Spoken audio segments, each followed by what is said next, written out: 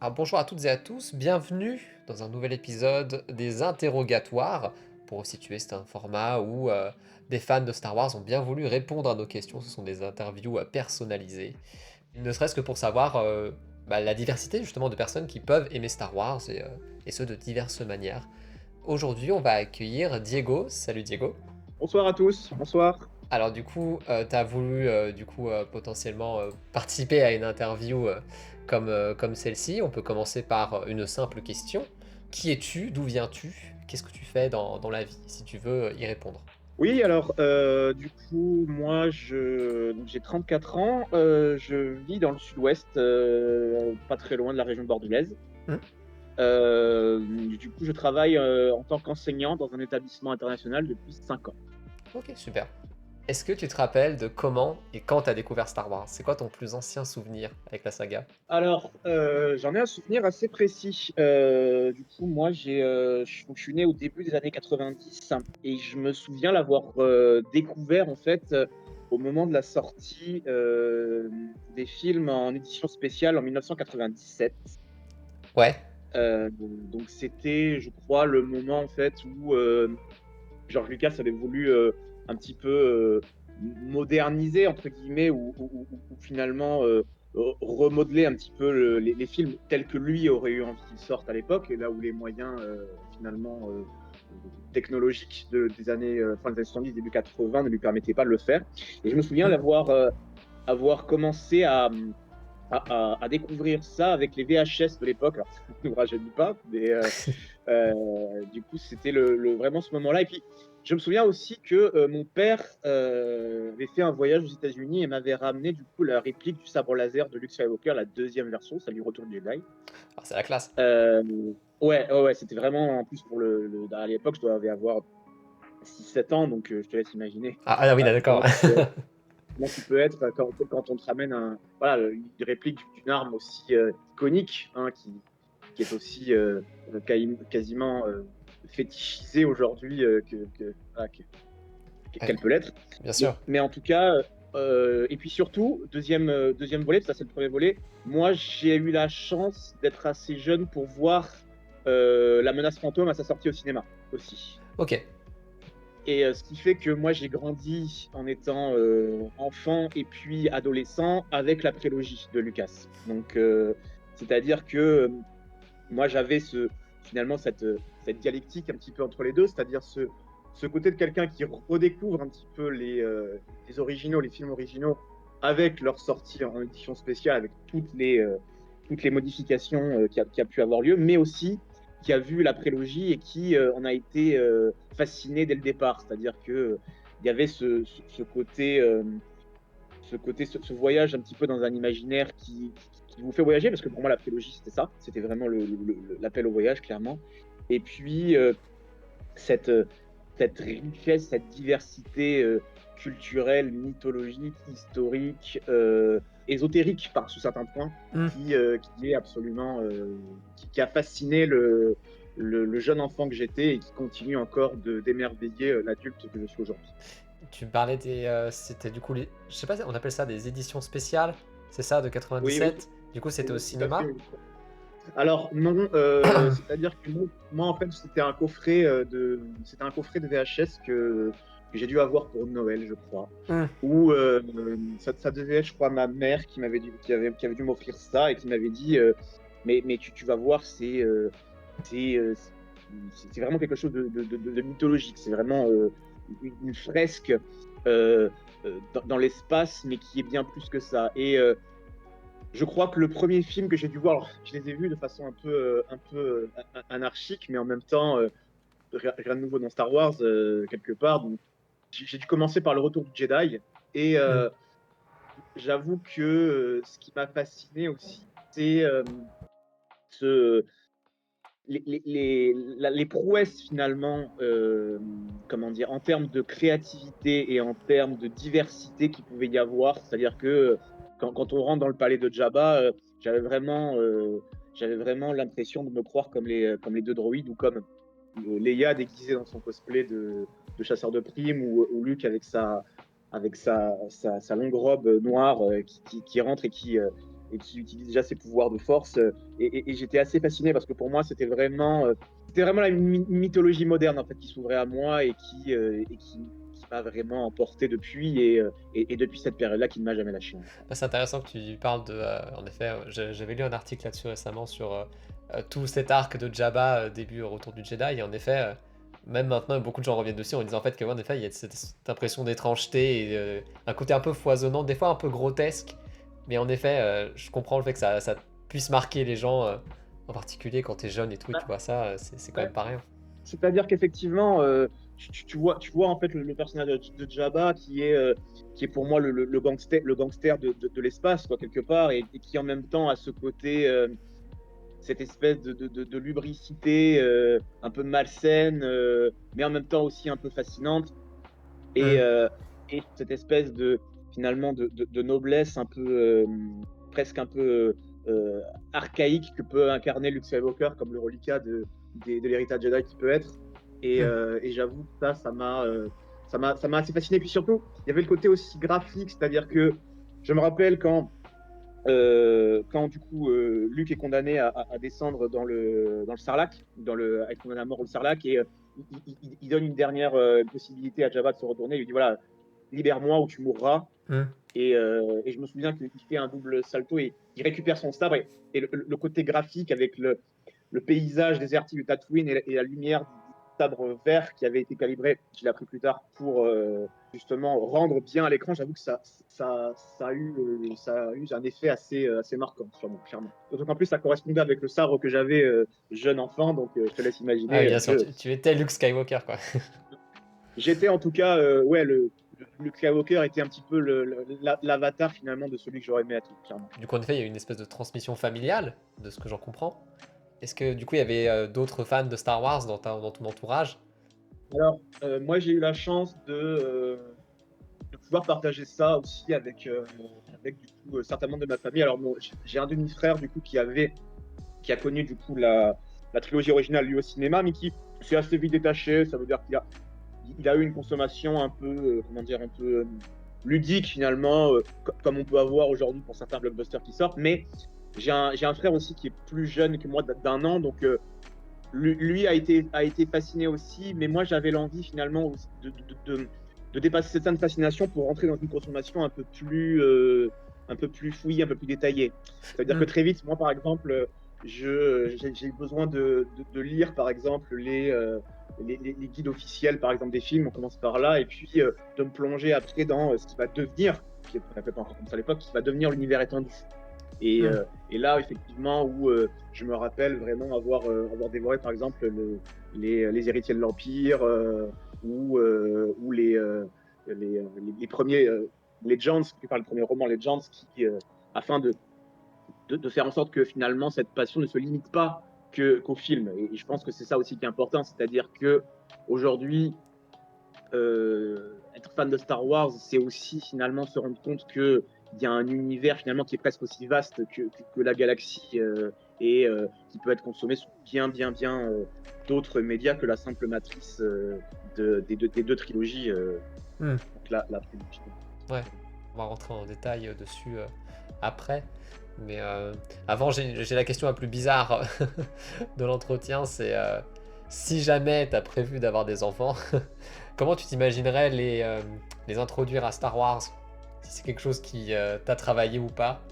Oui, parce que moi je pense que quelque part, je serais obligé un petit peu de leur en parler parce que ça a été une œuvre qui a profondément résonné en fait dans ma construction, à la fois dans ma jeunesse, mais aussi dans ma vie d'adulte quelque part, parce que il y a déjà le côté, la famille c'est aussi au cœur de Star Wars. C'est vraiment cet héritage-là hein, quand même. Je pense pas pour rien qu'on parle de saga Skywalker, même si pour moi c'est plus vaste que ça, mais ça reste quand même important. Et moi, je pense que je lui en parlerai en disant, voilà, c'est un récit mythologique qui ressemble beaucoup finalement à la fois aux épopées finalement aux épopées homériques ou western, pourquoi pas, mais qui en même temps peut fasciner et je pense peut aussi créer finalement une forme de lien assez particulier entre les fans. moi, j'espère, en tout cas, je forcerai pas évidemment, mais j'espère que mes enfants seront aussi Mmh. si que moi pour cette œuvre-là. Donc, je les forcerai pas, mais en tout cas, je leur ferai voir. Je pense quand même que je leur ferai voir d'abord la trilogie originale, Ouais. quand même d'abord.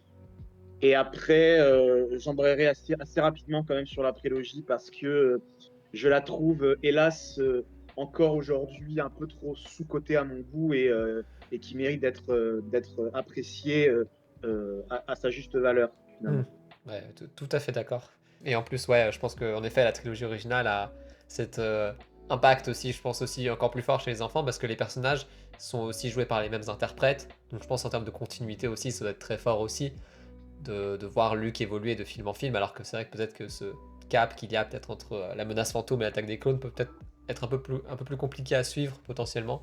Oui, et puis je pense aussi que comment dire, la prélogie, elle a ce côté, cette dimension tragique, en fait, qui demande une lecture un peu plus de maturité, en fait, pour l'appréhender vraiment. Alors, je Hmm. sais qu'il y en a beaucoup qui ont eu un mauvais a priori sur la dimension politique, mais pour moi, elle était sous-jacente encore dans la trilogie originale et quelque part, la prélogie lui a donné en réalité peut-être un peu plus d'épaisseur là-dessus. Et moi, je pense qu'effectivement, je lui montrerai davantage peut-être la prélogie, peut-être après 10-11 ans, quoi, à peu près. Voilà, Hmm. potentiellement, tu peux commencer à l'apprécier parce que la prélogie, elle a ce côté aussi spectaculaire sur bien des points. Il y a, voilà, il y a des scènes qui sont encore aujourd'hui spectaculaires. Moi, chaque fois que je revois, y compris Menace Fantôme, que j'ai revu encore il n'y a pas très longtemps, je me dis, mais par exemple, la course de Pod ou le duel of the Face, c'est c'est- c'est des scènes absolument grandioses, quoi, tout Ouais, bien simplement. sûr. Et je les trouve encore aujourd'hui, mais d'une richesse, d'une poésie et d'une puissance qui a encore toute sa pertinence, y compris aujourd'hui. Hmm. Et chaque fois que je le revois, j'ai toujours l'impression de retrouver des clés de lecture que j'avais peut-être pas forcément à certains moments, et de personnages aussi que j'ai peut-être appris à apprécier davantage en prenant un peu d'âge aussi, quelque part. C'est-à-dire des personnages dont les motivations me paraissaient un peu hermétiques au départ et dont aujourd'hui j'arrive peut-être un peu plus à leur rendre grâce, quelque part aussi. Ouais.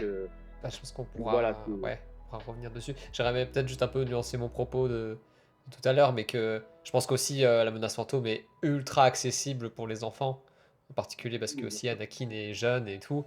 Je pense que beaucoup de gens ont découvert la prélogie très jeune, et ce sont des films qui sont restés en eux et qui les ont travaillés par la suite. En effet, comme tu dis, retrouver des clés de lecture au fur et à mesure que tu grandis et tout. Je pense pas que ce soit non plus un problème le fait que de montrer des films peut-être un peu plus riches ou à des enfants qui pourront peut-être les comprendre d'autant mieux plus tard. J'ai l'impression qu'on complexifie trop la prélogie en parlant de taxation de routes commerciales, alors qu'en fait, bah, c'est relativement clair. Et puis surtout, je pense que quelque part, à partir du moment aussi où on veut expliquer un petit peu le basculement d'un régime démocratique vers une tyrannie, parce que c'est ça aussi hein, le sous-texte quand même de la prélogie, c'est-à-dire Bien comment est-ce sûr. que on passe d'une république millénaire à une des premières tyrannies impériales, même si il y a eu d'autres empires évidemment avant l'époque républicaine, bien sûr, mais je pense que ce sous-texte politique-là, il était nécessaire et je pense que il aurait été assez, comment dire, assez difficile de s'en passer.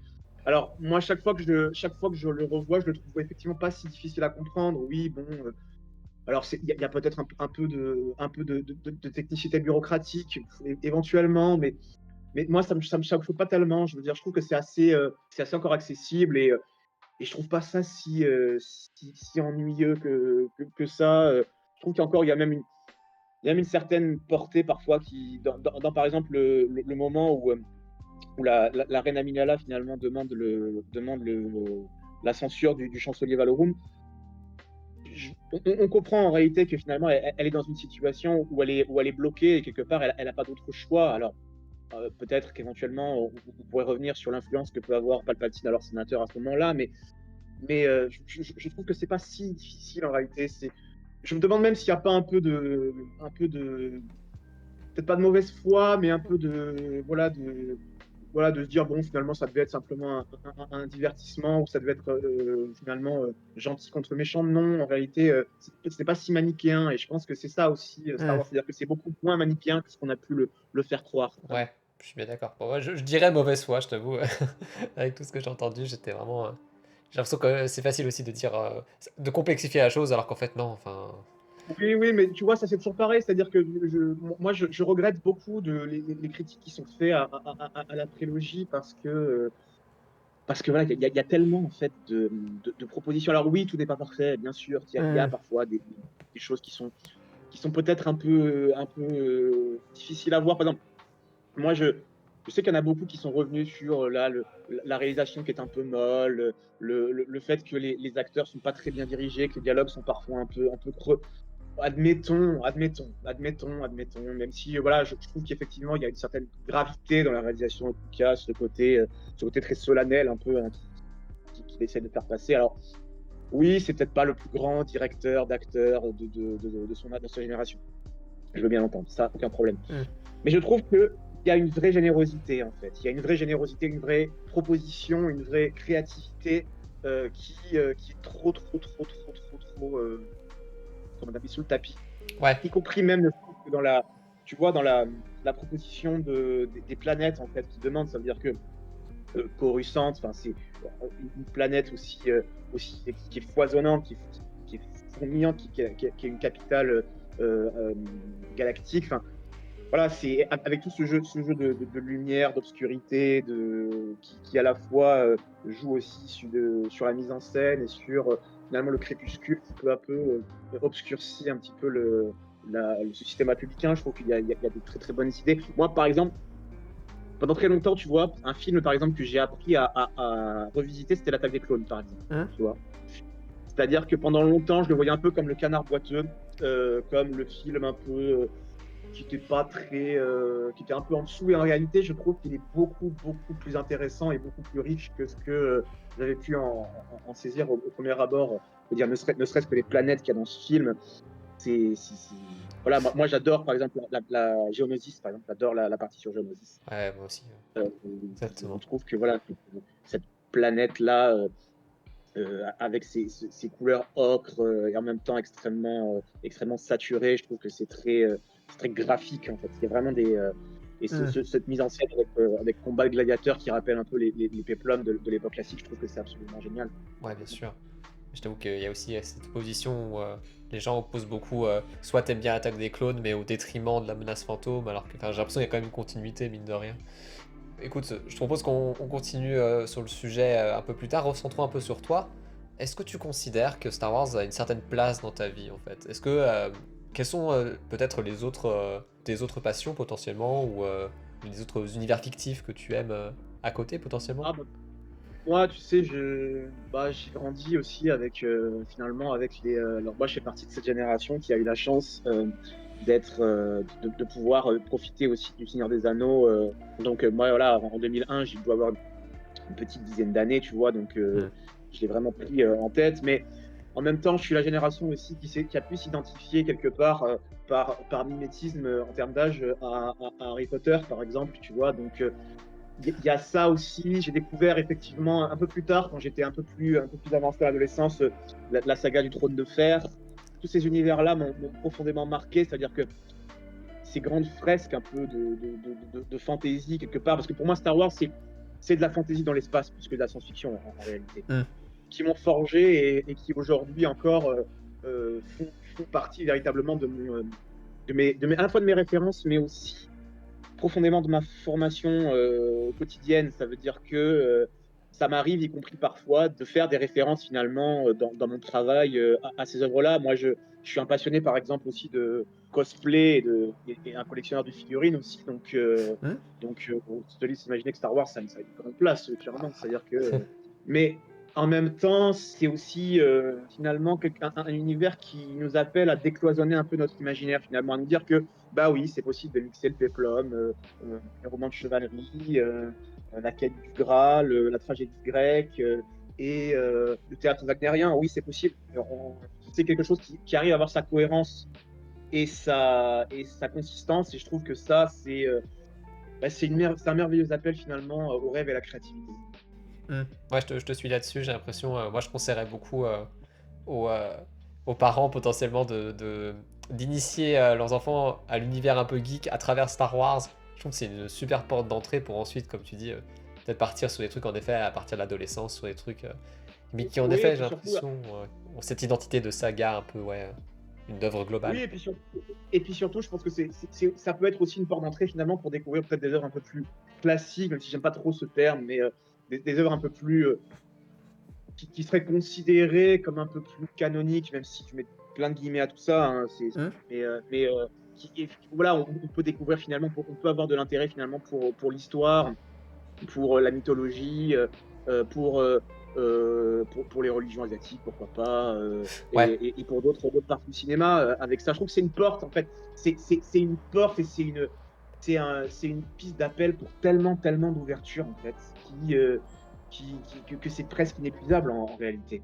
Et que on aurait tort finalement de cloisonner un petit peu cette culture populaire avec tous les guillemets qu'on peut y mettre, parce que je n'aime pas trop ce terme, mais que en réalité, c'est beaucoup plus harmonieux et beaucoup plus cohérent que ce qu'on pourrait en dire, largement. Hmm.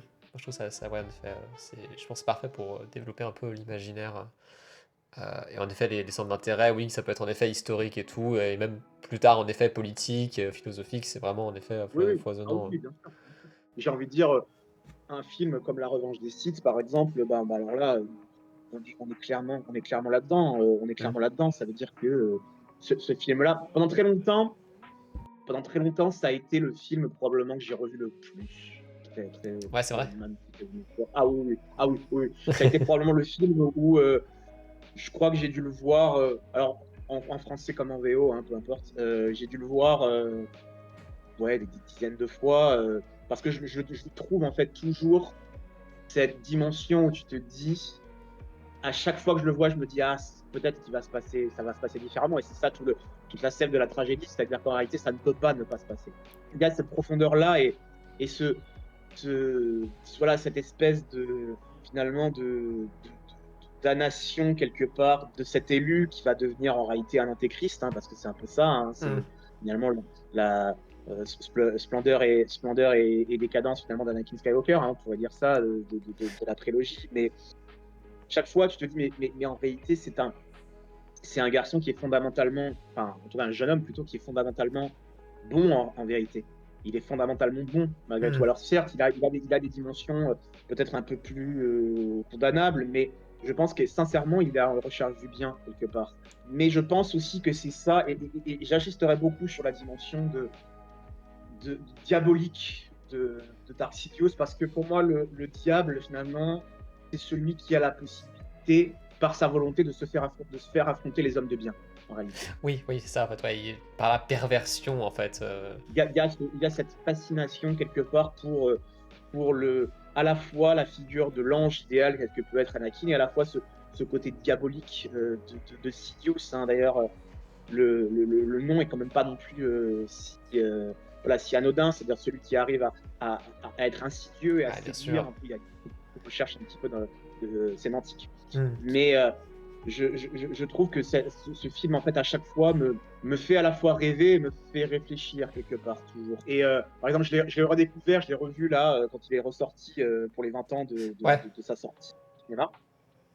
Et je me dis, mais c'est vraiment un film qui aura marqué pour moi véritablement ma passion en tant que fan de Star Wars. Ça veut dire que pour moi, il y a tout ce qu'un fan de Star Wars doit attendre dans ce film en réalité. C'est-à-dire qu'il n'y a rien qui manque. Alors, si, on pourrait chipoter peut-être un peu à la marge. Il y a certains personnages que j'aurais aimé, certains personnages du lore que j'aurais aimé voir apparaître, mais ça après, on y reviendra, Ouais, j'imagine, un ouais. petit peu plus tard. Mais oui, pour moi, voilà, c'était une conclusion absolument magistrale. Et je Hmm. pense qu'à l'heure d'aujourd'hui, si je dois emporter, tu vois, ne serait-ce que, peut-être, allez, on va appeler un peu large, un peu les 5 films, je pense que la Revanche des Sith, en Panthéon, il est dedans, quoi, Hmm. clairement. Bah, justement, j'allais te poser la question de tes films favoris. J'allais juste faire une petite parenthèse que oui, en effet, pour avoir un petit peu analysé la mise en scène de cet épisode 3, en effet, il y a toujours cette envie de relier aux enjeux. Enfin, comment dire? En effet, c'est une tragédie que tu vois devant tes yeux, mais elle n'est pas. Elle te donne l'impression, en fait, t'as envie d'y croire, en fait. Et elle n'est pas. Elle te paraît inéluctable, mais en même temps, il y a toujours un jeu dans ces combats, par exemple, où là où la conflictualité se voit le plus, de toujours te faire croire que ça peut passer du bon côté à chaque Tout à fois. fait. Et justement, à chaque fois, finalement, c'est pour ça que je vois aussi la tension, le fait de revoir le film. T'as envie qu'il se finisse différemment, mais à chaque fois, ça finit mal. Et en effet, le film est, je pense, particulièrement. En fait, il a, je pense, un espoir. C'est, je pense, John Williams qui parlait de ça. Il disait que c'était pas la BO la plus désespérée qu'il ait faite, entre guillemets, la plus sombre. C'était aussi une musique qui est pleine d'espoir à l'image du film aussi. Moi, je trouve qu'effectivement, moi, la musique, effectivement, de l'épisode 3, même dans Star Wars en règle générale, mais la musique de l'épisode 3, elle est absolument poignante, quoi. Hmm. Donc, moi, il y a plusieurs thèmes que je me lasse pas de redécouvrir et de Ouais. réécouter parce que effectivement, cette musique-là, elle est juste grandiose, quoi. Hmm. Mais en même temps, à chaque fois que je le vois, moi, c'est pas, je termine pas en me disant, ah, je suis désespéré, non, parce que ça s'ouvre aussi sur une note d'espoir, parce que finalement, ça se termine aussi sur le thème de la force, hein. Finalement, c'est une note à dire, bah, finalement, là, la force a sombré dans la nuit, c'est la phrase d'Obi-Wan, Hmm. mais finalement, l'aube finira par réapparaître, en réalité. C'est-à-dire que finalement, plus noires seront les ténèbres, mais même dans la nuit la plus noire, finalement, il y a toujours la promesse de l'aube. Et ça, c'est voilà, c'est une magnifique transition, finalement, pour ce qui sera le nouvel espoir. Donc, voilà, finalement, la boucle est bouclée Hmm. là-dessus, et je trouve que c'est touchant, poignant, passionnant, et épique. Donc, je t'ai plus là. J'ai l'impression que c'est Star Wars 3 ton film favori, mais dis-moi, quel est du coup ton classement, disons-le, des films Star Wars, En les deux trilogies, on inclut aussi comme tu le la souhaites? trilogie. Alors, la revanche des Sith, pour moi, c'est celui que je préfère, donc clairement, à celle assez loin. Je mettrais quand même l'Empire contre-attaque en deuxième, parce que j'avoue que il est quand même très très très bien écrit, très bien mené, avec avec voilà finalement une conclusion qui est aussi très voilà très assez spectaculaire et qui est devenue iconique. Donc voilà, pour l'Empire contre-attaque, pour moi, je le mettrais en deux. Hmm.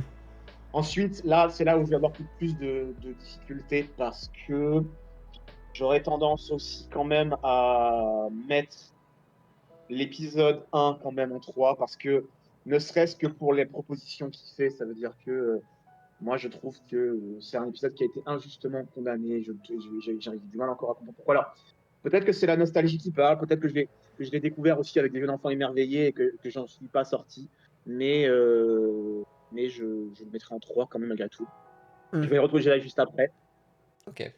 Je, je mets, je mets l'épisode 4 et je mets l'attaque des clones à la fin, même si je trouve quand même plus de qualité que ce que j'aurais pu croire. Hmm. Et après, dans la post-logie, alors voilà, j'avoue que moi, je fais partie des gens qui ont cru, quand l'épisode 7 est sorti, qui se sont dit, bon, c'est sympa de le revoir au cinéma, c'est quand même, ça faisait longtemps, ça fait 10 ans quand même qu'on n'avait pas eu. J'avoue que je l'ai vu plusieurs fois aussi, j'ai dû le voir 3 4 fois. Je sais que ça, tu peux comprendre parce que j'avais besoin de voir un petit peu, de le revoir pour analyser Ouais, un peu ouais, le ouais. film. Bien sûr. Mais j'avoue que moi, je fais partie de ceux qui ont été profondément déçus. Et même plus que ça, c'est plus que la déception. C'est presque une forme de gâchis avec l'épisode 8, en fait. Moi, je fais partie de ceux qui n'ont pas accepté l'épisode 8 parce que pour moi, c'est un Star Wars qui n'a pas compris ce qu'était Star Wars en réalité. Et l'épisode 9, oui, l'épisode 9 est pas bon, mais pour moi, je l'en veux pas parce que pour moi, il ne pouvait pas être bon à partir du moment où l'épisode 8 est ce qu'il est, en fait, général. Ouais, je trouve ça intéressant, cette relation que tu as entre le film qui est un rapport causal. Oui, c'est-à-dire que. Tu juges pas Star Wars 9 Oui, indépendamment du reste. non, non, parce qu'en fait, je n'en veux même pas. En réalité, oui, le film est pas bon. Oui, Palpatine qui sort de tout ça. Oui, oui, effectivement, le côté avec les pouvoirs de la Force, un peu. Bon, ok, admettons, oui, effectivement, tout ça, on peut discuter. La flotte qui sort un petit peu de nulle. Ok, oui, oui, on peut discuter, effectivement.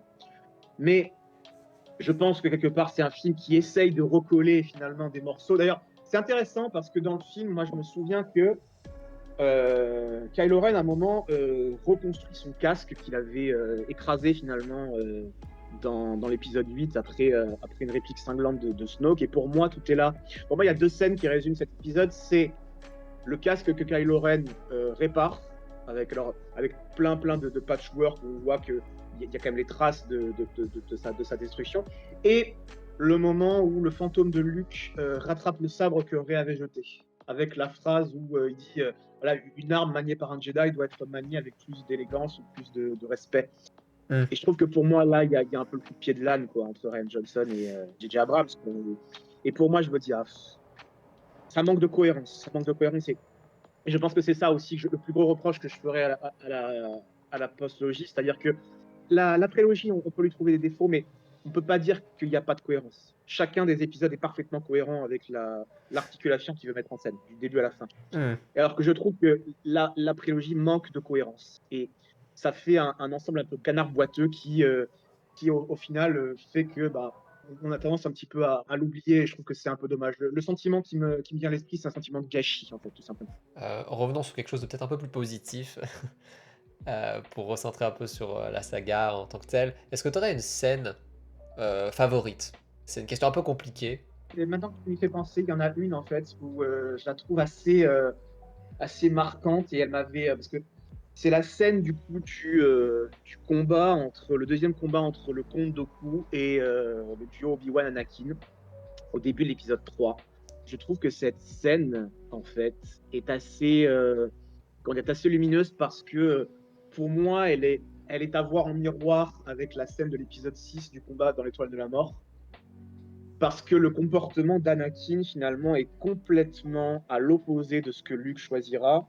Et surtout, ce qui m'a marqué, c'est la réaction du comte Dooku quand il est vaincu et qu'il sait qu'il va être exécuté. C'est-à-dire que ça se fait sans mots.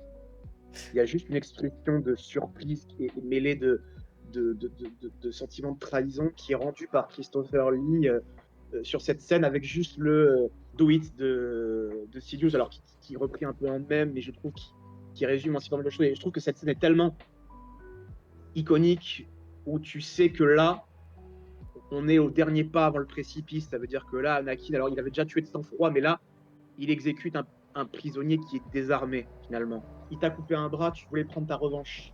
Oui, mais quelque part, un Jedi, normalement, ne se venge pas. C'est-à-dire que c'est pas la loi du talion. Et en même temps, Anakin a fait là qu'il le reprochera à Windu de faire. Et c'est justement ça qui est terrible. C'est là où le côté diabolique, finalement. C'est-à-dire que il a exécuté de sang-froid un prisonnier désarmé en disant voilà, et il le sait d'ailleurs, il le dit, c'est contraire au code Jedi. Mais en même temps, je pense qu'il y a aussi ce côté où, s'il n'y a pas cette scène où il exécute Dooku, je ne suis pas certain, par exemple, qu'il réagit de la même manière avec Windu quelques scènes plus tard, parce qu'il y aura ce côté de dire, voilà, j'ai fait une erreur, mais j'ai pas envie que ça se reproduise quelque part. Et certes, on peut dire que oui, il veut utiliser effectivement Palpatine qui lui a promis de sauver sa femme, éventuellement, et de recourir à des pouvoirs ou des capacités qui seraient considérées, c'est ses propres mots, hein, comme hors du commun ou non naturelles. Surnaturel, ouais. Mais je trouve que cette scène, finalement, elle est la dernière répétition avant la chute. En fait. Et que moi, j'avoue que typiquement, le personnage de Goku, par exemple, c'est un personnage que j'ai appris à redécouvrir aussi parce que là, j'aime profondément l'acteur Christopher Lee, je trouve ça un des meilleurs acteurs. Et en même temps, je trouve le personnage très profond et très bien écrit parce que quelque part, on peut se dire que il bascule pas par goût pour le mal en réalité. Il bascule parce qu'il est sincèrement convaincu que le destin de la galaxie ne peut se faire qu'avec la chute de la République, quelque part. Et que la République, elle est corrompue et que finalement, là, les Jedi aussi sont devenus ceux qu'ils auraient juré de combattre, un peu comme leur Obi-Wan. Et qu'il y a un côté très idéaliste chez Dooku, en fait. Et je suis pas certain que... Alors oui, on peut dire c'est un seigneur Sith, mais en même temps, la relation qu'il a avec Obi-Wan, par exemple, est très belle. Je trouve qu'il a jamais complètement fait le deuil de la mort de Qui-Gon, en réalité. Et je pense qu'il voit en Kenobi, un petit peu en Obi-Wan, cette dernière lueur un petit peu de ce qu'il pouvait avoir. Je pense qu'il voit un peu Kenobi comme étant son petit-fils, quelque part, on pourrait dire quelque part que dans la généalogie, Qui-Gon est un peu son fils spirituel et Oui, c'est Obi-Wan son vrai. petit-fils. Finalement, on peut avoir même une dialectique au niveau familial entre Yoda qui serait au début, puis t'as Dooku, puis en effet Qui-Gon, Obi-Wan, Ouais, Luke, Anakin, Anakin. et avec ce côté voilà où effectivement il a pas la même relation avec Anakin parce qu'il le voit un peu à la fois comme un danger, mais aussi comme un quelqu'un qui est pas forcément digne quelque part de cet état Jedi. Et je trouve que moi j'aime beaucoup le personnage de Dooku. Ok, J'avoue que c'est un personnage avec lequel j'ai appris. Puis en même temps, voilà, le Makashi comme forme de combat, c'est magnifique, quoi. c'est la classe. J'adore. En plus, moi qui adore et par la prétention d'être aussi versé dans les arts Jedi que peut l'être le Comte Dooku, mais j'adore en fait le maniement des sabres laser. Moi, j'en ai quelques-uns, je pratique un tout petit peu et je trouve ça magnifique, quoi. Le Ouais, Makashi, ça fait partie des techniques de combat qui ont cette esthétique aristocratique qui est sublime, quoi. j'aimerais juste revenir vite off sur la scène que tu as dit. Du coup, j'ai beaucoup aimé comment tu l'as mis dans une certaine dialectique avec d'autres scènes, entre guillemets. C'est que tu la comparais du coup, le moment où Dooku se fait tuer, tu comparais ça à Star Wars 6, tu comparais ça aussi à cette scène qu'on verra dans le film lui-même de Star Wars 3, à savoir la mort de Windu, et Oui, que tu oui, essaies d'en nourrir un discours à travers ça. Je trouve ça intéressant parce que justement, j'ai l'impression que tu regardes la saga de façon globale en fait, et tu essaies de voir les rimes et tout, et j'ai l'impression que c'est très instinctif finalement quand tu es fan de Star Wars, oui. d'avoir cette lecture.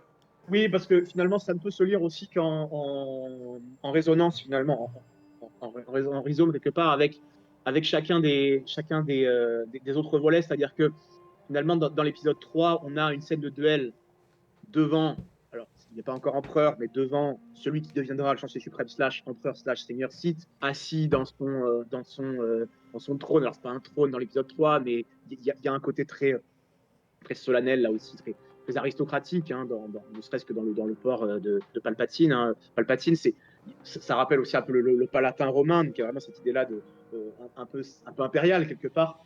Et puis ce côté de, voilà, finalement, les deux cèdent à la colère quelque part, et les deux amputent finalement leur adversaire de leurs mains, les désarment, ils sont à leur merci, et l'un choisit de céder finalement à son envie de vengeance quelque part, et l'autre accède finalement à une forme de sérénité qui lui permet d'accéder à la possibilité de la rédemption et qui ouvre la rédemption finalement, y compris pour son père. Non, je trouve ça très,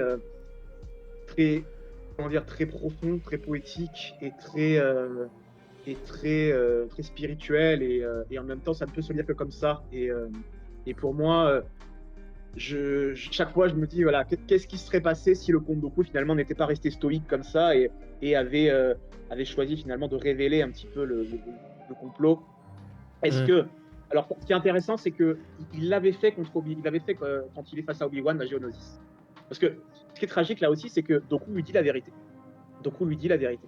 Il lui dit, mais le Sénat en fait est sous la coupe d'un seigneur noir des Sith, Darth Sidious. Il lui dit la vérité. C'est vrai ce qu'il lui dit.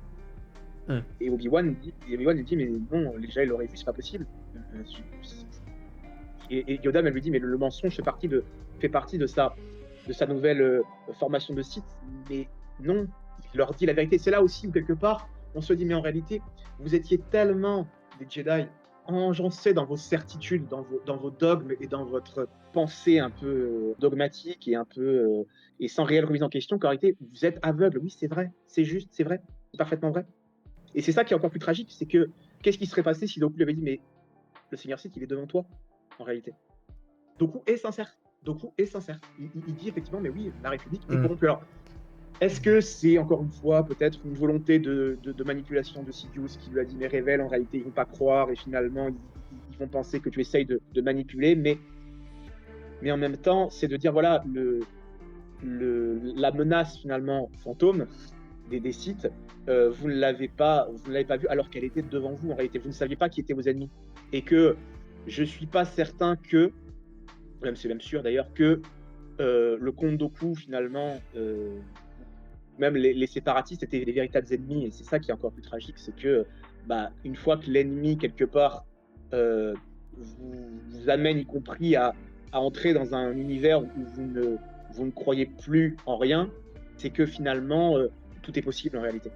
tout est possible, y Hmm. compris à ce que la nuit tombe sur la force et la condamne finalement à l'obscurité. Et puis je suis bien d'accord aussi, il y a je pense un discours aussi de à quel point les Jedi aussi sont contre les Sith en termes de simple conflictualité. Je trouve que tout se verra dans la trilogie originale où Luke est enjoint par Obi-Wan et Yoda de tuer Vador et lui il se dit non je peux pas le faire. Oui, Je pense que en plus, oui. ça reflète cette dimension-là où en effet la sortie finalement elle se fera certes par la mort de Sidious mais tout de même une réflexion plus profonde en effet sur où est-ce qu'on peut voir en effet une conflictualité ou pas, où est-ce qu'il faut être borné ou pas. Et en effet, je trouve que c'est des scènes qui ont des échos assez puissants. Je pense que quelque part aussi, peut-être que la dimension, c'était le fait de dire que le triomphe quelque part de la lumière, finalement, eh ben, il était peut-être nuisible aussi pour cette question d'équilibre. Et je pense que là aussi, le côté, un personnage qui est très intéressant, c'est celui de Qui-Gon, où justement, lui avait une vision de la force qui était une force un peu plus vivante, un peu moins éthérée, où, où finalement, lui voit un peu la force comme étant une forme d'équilibre à restaurer quelque part. Et peut-être que c'est pas certain finalement que la lumière ne puisse absolument pas se passer d'obscurité. Ça ne veut pas forcément dire qu'il faut basculer dans cette obscurité, mais en tout cas accepter aussi cette part d'obscurité. Et c'est ce que fait Luke finalement. Parce que moi, il y a une scène que je trouve assez intéressante et sur laquelle on n'a pas on n'a pas trop revenu. C'est à la fin du Retour du Jedi quand il est sur l'étoile noire avec Vador agonisant. Il y a une partie de sa tunique qui est ouverte. Oui, c'est vrai. Il y a une partie de sa tunique qui est ouverte, et dans cette partie-là, on peut voir finalement que, avec lui qui avait vraiment dans ce film-là une tenue très sombre, hein, très noire un peu, hein, Mm. l'idée de dire, ben, même dans les ténèbres les plus importantes, il y a toujours une part de lumière qui peut s'ouvrir. Et c'est pas parce que effectivement les ténèbres sont autour que tout est fini, tout est perdu. Et je pense que c'est important. Et en même temps, le sage, finalement, celui qui a vraiment embrassé quelque part la force, c'est pas forcément celui qui l'a soumis à sa volonté, comme le peuvent faire les Sith, mais c'est celui qui accepte, y compris sa part d'obscurité, Mm. qui la comprend, mais qui sait qu'elle est là et qui ne cherche pas finalement à la faire disparaître, qui l'accepte quelque part Oui, c'est ça, voilà, et qui qui est pas dans le arrive à déni. dépasser. Ouais, ouais, tout à fait. S'il y a une volonté de puissance, finalement, elle est là. Elle est de dire, voilà, j'aurai la possibilité de, mais je choisis délibérément de ne pas le faire, tout simplement pour pouvoir euh, arriver véritablement à la plénitude et à l'osmose. Et pour moi, Mm. c'est ça que les Jedi ont perdu quelque part. Revenons sur quelque chose de peut-être un peu plus trivial. Est-ce que tu aurais une planète ou un environnement dans Star Wars que tu préfères? Je vais peut-être éviter de dire Mustafar parce que Tu bah, pourrais, tu ouais. pourrais. Ah non, non. Enfin, après, y a le. Je crois que c'est George Lucas qui avait dit que Mustafar c'était sa vision de l'enfer, et je trouve que c'est assez bien résumé. Mais moi, si j'avais une planète à garder, alors, moi j'aime beaucoup Kashyyyk, par exemple. J'aime beaucoup Kashyyyk. Je trouve que c'est cet environnement assez, assez arboricole, avec cette espèce de vie foisonnante dans les arbres. Je trouve ça très très chouette. Alors, il y avait un peu ça aussi sur Yavin 4, mais je trouve que sur Kashyyyk, pardon, ça rend très très bien. Et puis en deuxième place, je dirais Geonosis, parce que le côté un peu fourmillant de vie, un peu comme une ruche, je trouve ça très intéressant avec ces espèces de grandes usines dans les comment dire dans les contreforts. Et je trouve ça assez bien rendu. Mais si je devais en choisir un, non, je dirais Kashyyyk. Et c'est vrai qu'il y a un truc aussi avec Geonosis, ça me fait penser, vu que tu parles, mais c'est vrai il y a une dimension très gothique Ah oui, oui, qui, j'ai l'impression, complètement, est absolument. pas beaucoup à aborder parce que les gens voient finalement que la reine, mais du peu qu'on en voit aussi du côté d'Obi-Wan, je trouve qu'il y a en effet une architecture qui est très différente et ça, par contre, c'est un truc qu'on n'a jamais vu dans Star Wars. Et je trouve que c'est vraiment quelque chose de relativement osé et qui correspond parfaitement, quoi. Il y a beaucoup de gens qui ont dit oh, encore une planète désertique, c'est du Tatooine Ah non, c'est vraiment 10. Non, dommage je de dire trouve que ça. non, mais j'ai entendu un peu, tu sais, parce que là, il y a beaucoup il y a beaucoup voilà, de fans qui ont tendance aussi un petit peu à dire que bon, l'environnement désertique, on l'a un peu vu. Oui, mais je suis pas tout à fait d'accord parce que je trouve que Geonosis, ce n'est pas Tatooine, c'est pas tout à fait le même Ouais. univers. Il n'y a pas ce côté. Tatooine, c'est une planète de sable un peu aride. Sur Geonosis, moi, j'ai plutôt cette impression d'une forme de, oui, de gothique comment dire, et de vie un peu, comment dire, un peu terreuse, un peu terrienne finalement. Pas terrien au sens de la terre, mais au sens de ce qui peut vivre dans la terre quelque part.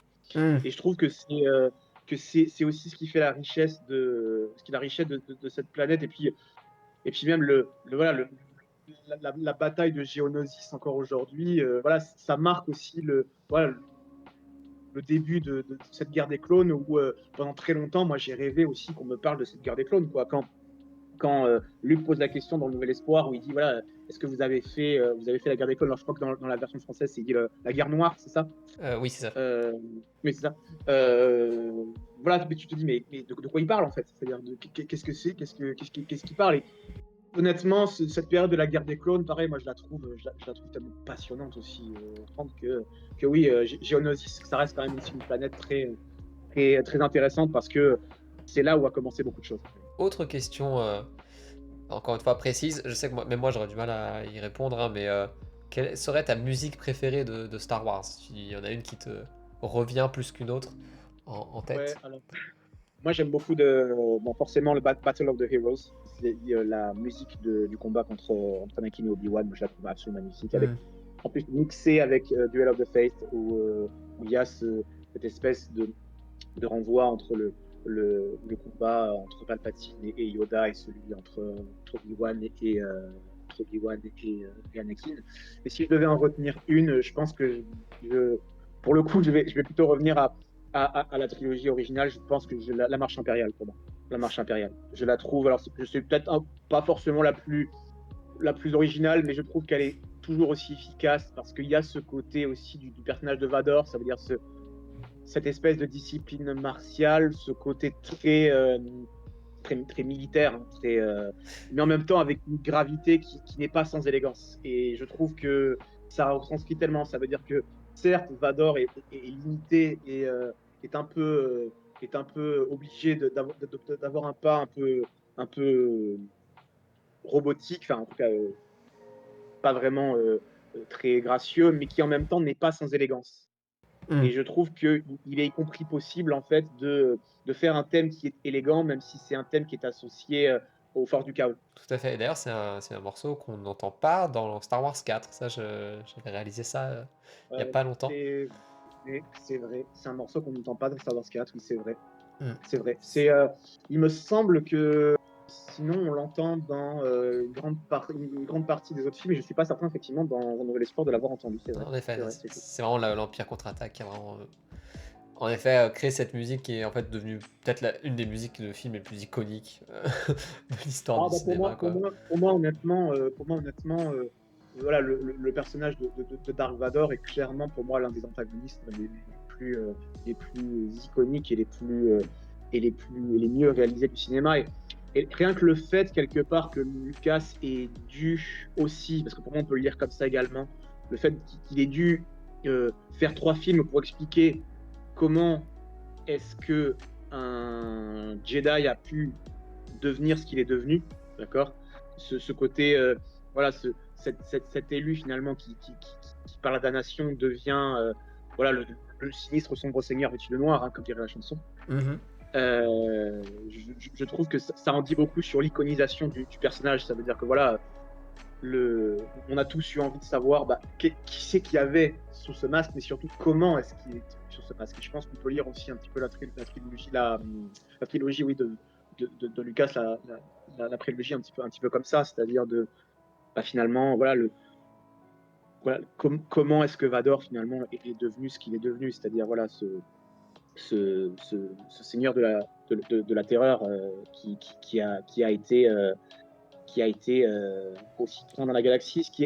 Et ça, je pense que là aussi, une scène dont je n'ai pas parlé, c'est celle de Rogue One, qui a, à mon avis, très bien compris le personnage de Vador. Mhm. Ce côté où, en réalité, avec Vador, tu n'as pas besoin de le voir pour savoir que tu es en danger. Il suffit de l'entendre, en fait, sa respiration rauque, juste la couleur sang de son sabre qui s'allume, et tu sais que tout le monde est mort en réalité. Et je trouve que ça, Gareth Edwards l'a parfaitement retranscrit. Ce que pour le coup, série comme Obi-Wan Kenobi n'a pas tellement bien retranscrit. Mais dommage, là aussi, il y aurait eu une possibilité d'eux, mais malheureusement, ça n'a pas été. Finalement, cette métonymie, quelque part, de la terreur, c'est-à-dire qu'il suffit en réalité d'une toute petite partie qui est juste sa respiration pour savoir que le danger est là, et juste une lumière pour savoir que c'est la mort en réalité qui va frapper. Imaginons que tu es dans la diégèse de Star Wars. Mhm. Quel maître Jedi t'aimerais avoir? Maître Jedi, ça veut dire de n'importe quelle époque? N'importe quelle époque, comme tu le souhaites. N'importe quelle époque, très bien. Alors, si je devais en retenir un, moi, je pense que je prendrais probablement Plo Koon. Parce que moi, j'ai bien aimé le personnage de Plo Koon dans The Clone Wars, en fait. Je trouve qu'en réalité, c'est quelqu'un qui avait un traitement de ses soldats clones, moi, qui me plaît bien. Ça veut dire c'est quelqu'un qui, à un moment donné, je me rappelle, alors je crois que c'est dans la saison 4 ou 5, je crois, où à un moment, un soldat clone lui dit, voilà, nous sommes tous remplaçables, général. Et Plo Koon répond, mais non, pas à mes yeux. Je me rappelle que c'est quelqu'un aussi qui a découvert Ahsoka Tano. C'est quelqu'un aussi qui avait une conception de la force. Il a eu la possibilité aussi de découvrir des pouvoirs un peu spécifiques. Je crois que c'est un des seuls, par exemple, qui a la capacité à pouvoir produire des éclairs de force, pas comme les Sith évidemment, mais et qui a choisi de ne pas l'utiliser. Et je trouve que pour moi, c'est quelqu'un qui associe à la fois cette volonté de puissance et cette connaissance du pouvoir qui, pour moi, fait toute la tension entre les Jedi. C'est-à-dire le fait que on a du pouvoir, mais justement, la vraie puissance, c'est de ne pas s'en servir. De savoir qu'on a la possibilité de s'en servir, mais qu'on choisit de ne pas le faire. Et pour moi, je pense que c'est lui qui incarne le mieux, en réalité, cette dialectique-là qui fait toute la complexité du Jedi, qui, comme dit Qui-Gon, est une vie très dure, hein, c'est une vie extrêmement difficile. Mais si je devais en choisir un, ce serait Plo Koon. Et puis, voilà, c'est un Keldor, je trouve son design tellement classe. Alors après, moi, j'ai été surpris une chose, c'est dans l'Attaque des clones, il a un sabre laser bleu. Et je sais pas si, peut-être, tu te rappelles peut-être de ce jeu vidéo qui s'appelait Jedi Power Battle. Ça remonte, hein, c'était... Ah non, alors ça, j'ai pas par contre. Ouais, c'est un jeu, un des premiers jeux Star Wars auxquels j'ai joué. Alors, j'étais jeune, hein, je devais avoir 10-12 ans. Et dans ce jeu-là, il a un sabre laser jaune. Ah, En fait. ok. Il a un sabre laser alors qui sont ensuite donnés pour les gardiens du temple, mais je trouve que c'était pas complètement si intéressant parce que je trouve que ça se mariait bien avec son design et j'aurais aimé qu'il reprenne ce sabre laser pour lui. Mais voilà, si je devais en choisir un, je pense que je prendrais Maître Plo, sans problème. Je devine la réponse de la question suivante, c'est est-ce que t'es plus Sith ou Jedi? Je crois Oh, comprendre Jedi, mais ça dépend, je sais pas. oui. Bref, j'aimerais te dire, est-ce que quelque part, j'aurais la capacité finalement d'être un véritable Jedi entre celui qui est capable de s'empêcher, y compris quand il a envie de se faire violence. J'aimerais croire que j'en serais capable, mais dans certains jours, j'en doute. Mais oui, je pense que je trouve, parce qu'en réalité, la réponse de Yoda est intéressante quand il dit voilà, non, le côté obscur est pas plus fort, mais plus facile et plus séduisant. Et je pense que voilà, en réalité, les Sith confondent le pouvoir et la puissance. Et je pense que c'est ça la différence. C'est-à-dire que Dans le sens il y a aussi... spinozien du terme.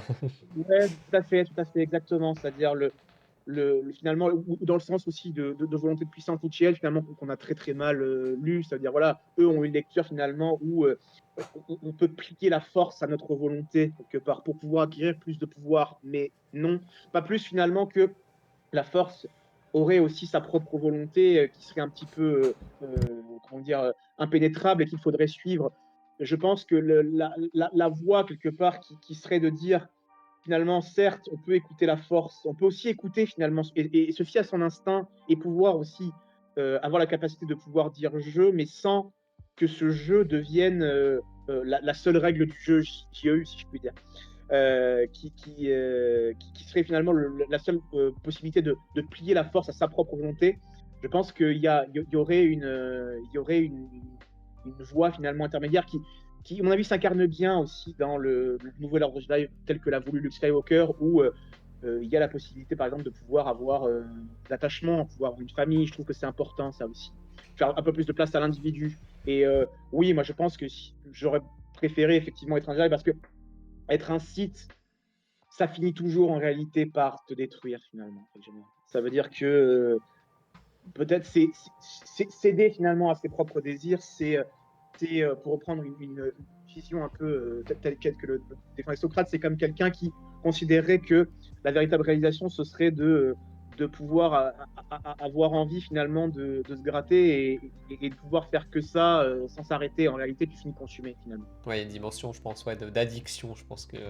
La corruption finalement que peut avoir le côté obscur sur les corps. Hein, je veux dire, voilà, le Palpatine à cet égard est l'exemple le plus frappant, mais même tous les sites, si on revient après dans voilà, à l'époque avant la République, voilà, Dark Malgus, Dark Revan, Dark Malak, voilà, ils ont tous été finalement corrompus par cette puissance obscure quelque part, qui finalement est foncièrement à la fois corruptrice et destructrice.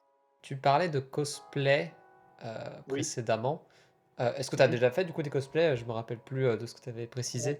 Disons que quand tu dis fait, ça veut dire je l'aurais réalisé moi-même, c'est ça que tu veux dire? Potentiellement, ouais, ou l'arborer, peut-être dans des conventions, potentiellement. Clairement, quand je parle de cosplay, c'est donc plutôt les tuniques traditionnelles, effectivement, Jedi et Sith, Hmm. euh, avec effectivement quelques pièces d'armure, ça peut arriver.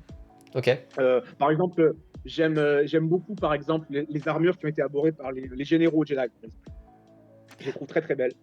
Plus Euh, période Clone mais Wars après, ou Old Republic? les Old Republic, elle est bien, elles sont belles, elles sont vraiment très très belles, mais moi j'aime beaucoup, par exemple, alors peut-être, tu sais, la première armure que porte Obi-Wan Kenobi dans, pas la série The Clone Wars, mais Clone Wars de 2003. Oui, je vois, Euh, ok. où il porte une cape aussi avec, et il porte un casque aussi avec, et je la trouve magnifique cette armure. C'est le Graal, mais je m'en limite pour le moment à voilà, les robes traditionnelles Jedi ou certaines tuniques de combat Sith, par exemple. Là, je travaille actuellement sur me créer un cosplay de Dark Revan, par exemple. Ah, c'est Actuellement. la classe. Super. Faire le casque, c'est très compliqué. Enfin, là, c'est beaucoup de matériaux, c'est beaucoup d'investissement, mais voilà, j'aimerais Hmm. beaucoup à terme pouvoir réaliser ce cosplay parce que pareil, le personnage de Revan pour moi est très très très très très intéressant. Ouais, ça répond un peu à ma question, mais si tu avais tous les moyens du monde, quel personnage est-ce que tu aimerais cosplayer? Là, tu me dirais Van, est-ce Dark que tu as Revan, d'autres envies? oui, oui, oui, ce serait Dark Revan. Après, j'aime beaucoup aussi alors un personnage aussi, si on a le temps de revenir un peu à l'univers étendu, euh, qui est le chasseur de primes. Alors, ça va peut-être pas dire beaucoup de choses aux gens, qui est Turge. Je sais pas si vous vous rappelez de ce personnage. Attends, ça me dit rien. Qui est un, Alors, c'est dans la première version de Clone Wars Kill the Giants, maintenant, qui est un chasseur de primes, en fait, qui fait alliance avec Asajj Ventress, et qui est spécialisé, en fait, dans la traque de Jedi. Et c'est un personnage qui a comme caractéristique d'être un immortel, c'est-à-dire qu'il peut quasiment pas mourir. Je trouve pareil, l'armure qu'il porte très, très, très, très, très belle. Elle est vraiment magnifique, cette armure. Ah, attends, je crois que je l'ai. Oui, en effet, de Tartakovsky, bien sûr, le Clone Wars Oui, de tout à fait, 2003. oui. Et du coup, si j'avais la possibilité de, alors là, on parle de sommes qui seraient très, très voilà, bien supérieures à ce que à mes moyens actuels, mais en tout cas, c'est celle que j'aimerais avoir, oui, clairement, bien sûr. Ouais, en effet, c'est assez ambitieux, parce qu'en plus, il a vraiment une carrure, t'es en mode putain, mais c'est... Puis surtout, il est très, voilà, pour le coup, il y a ce côté, cette espèce là, pour le coup, de force un peu bestiale là qui va et qui rien n'arrête, quoi. Hmm. Et c'est vrai que voilà, cette partie-là de la guerre des clones, moi, je l'aime beaucoup et c'est un personnage qui m'a marqué aussi quand j'ai lu les comics. Ça serait quoi ta couleur de sabre laser, potentiellement, si tu étais encore une fois un Oula. personnage dans la diégèse? Si je devais en choisir une, donc là c'est pareil, on prend canon, univers étendu, on prend les deux. Comme tu le souhaites, vraiment.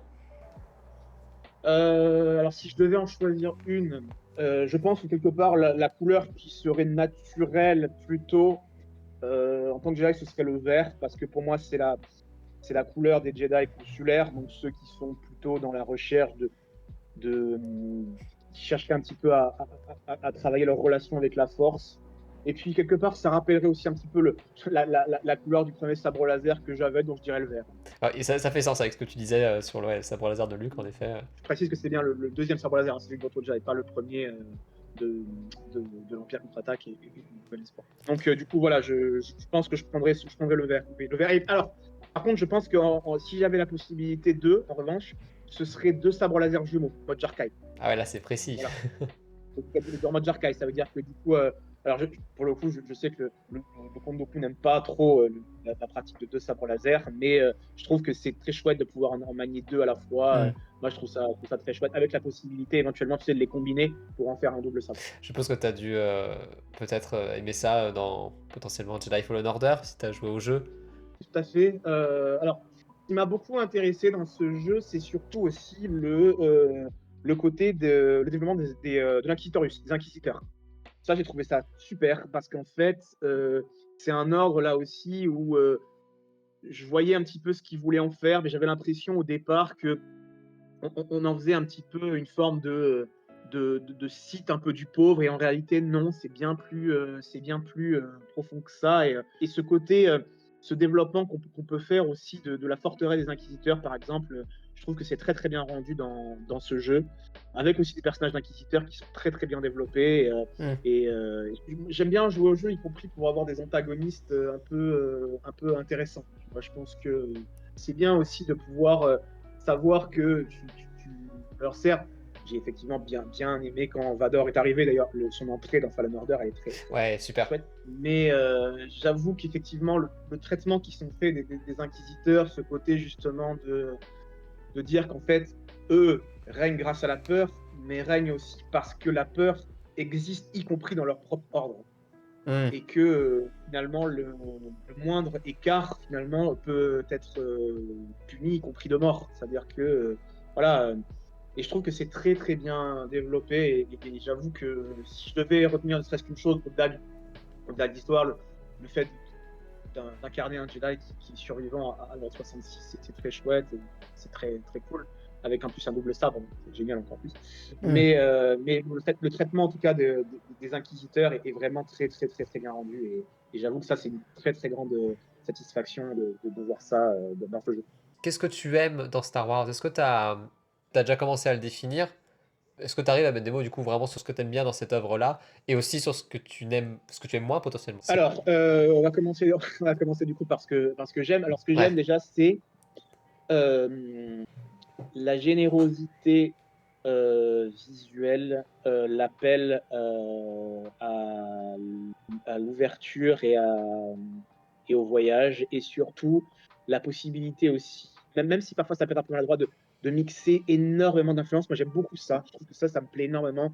Le fait de pouvoir se dire, ah oui, on va prendre le western, on va prendre les histoires de chevalerie, on va prendre la mythologie grecque, on va prendre, pourquoi pas, voilà, le- comment dire, le complexe d'Oedipe, éventuellement, pourquoi pas, pour la trilogie originale. Euh, voilà, les tragédies wagnériennes, la République romaine, la montée du nazisme. On va mélanger tout ça, tout ça, tout ça, et on va faire un univers qui a sa cosmogonie, qui a son histoire, qui a sa géographie, qui a sa mythologie, euh, qui, a, qui a sa religion, qui a son eschatologie aussi. Ça veut dire que, bon, bah, par exemple, la prophétie de Jedi, il y a un côté un peu, voilà, révélation finalement de ce qui va arriver un petit peu lorsque finalement l'élu aura accompli un petit peu sa, sa destinée, avec ce côté un peu messianique qui est quand même aussi très présent. Et ça, sa cohérence, et en même temps de pouvoir épuiser tout ça, et que mais chacun y trouve un petit peu comment dire, son bonheur. C'est-à-dire qu'effectivement, moi, par exemple, je suis pas un énorme fan, par exemple, du Mandalorian. Alors, Hmm. la série n'est pas sans qualité. Je trouve qu'il y a des choses intéressantes. Je ne dis pas le contraire.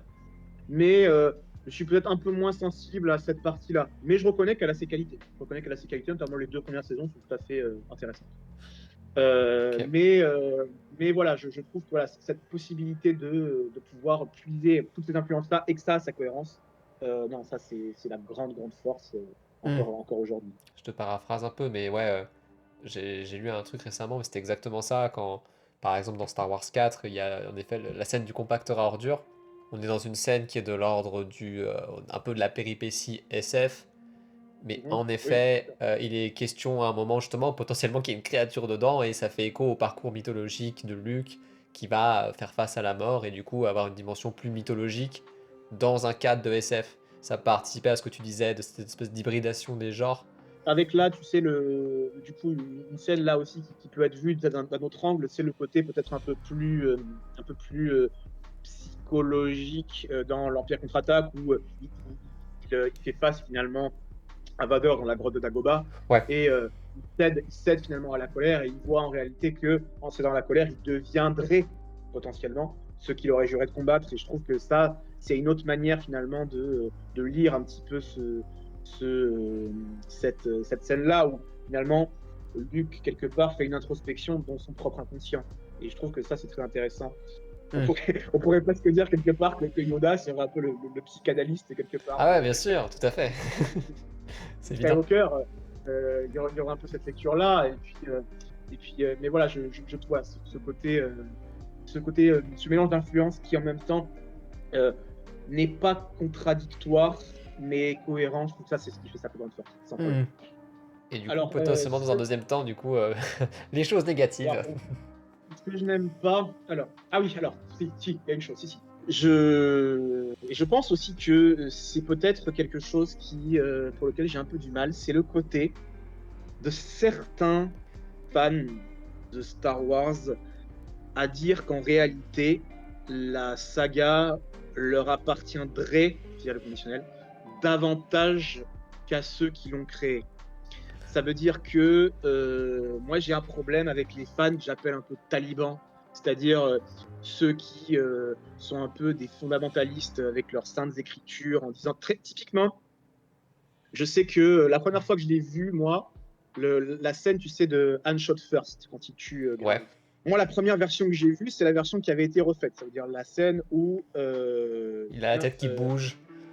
Ah non, non, ça, c'est la version de 2011. Ah, La pardon. version de 97, c'était celle où Greedo tire, rate, et Han lui tire dessus.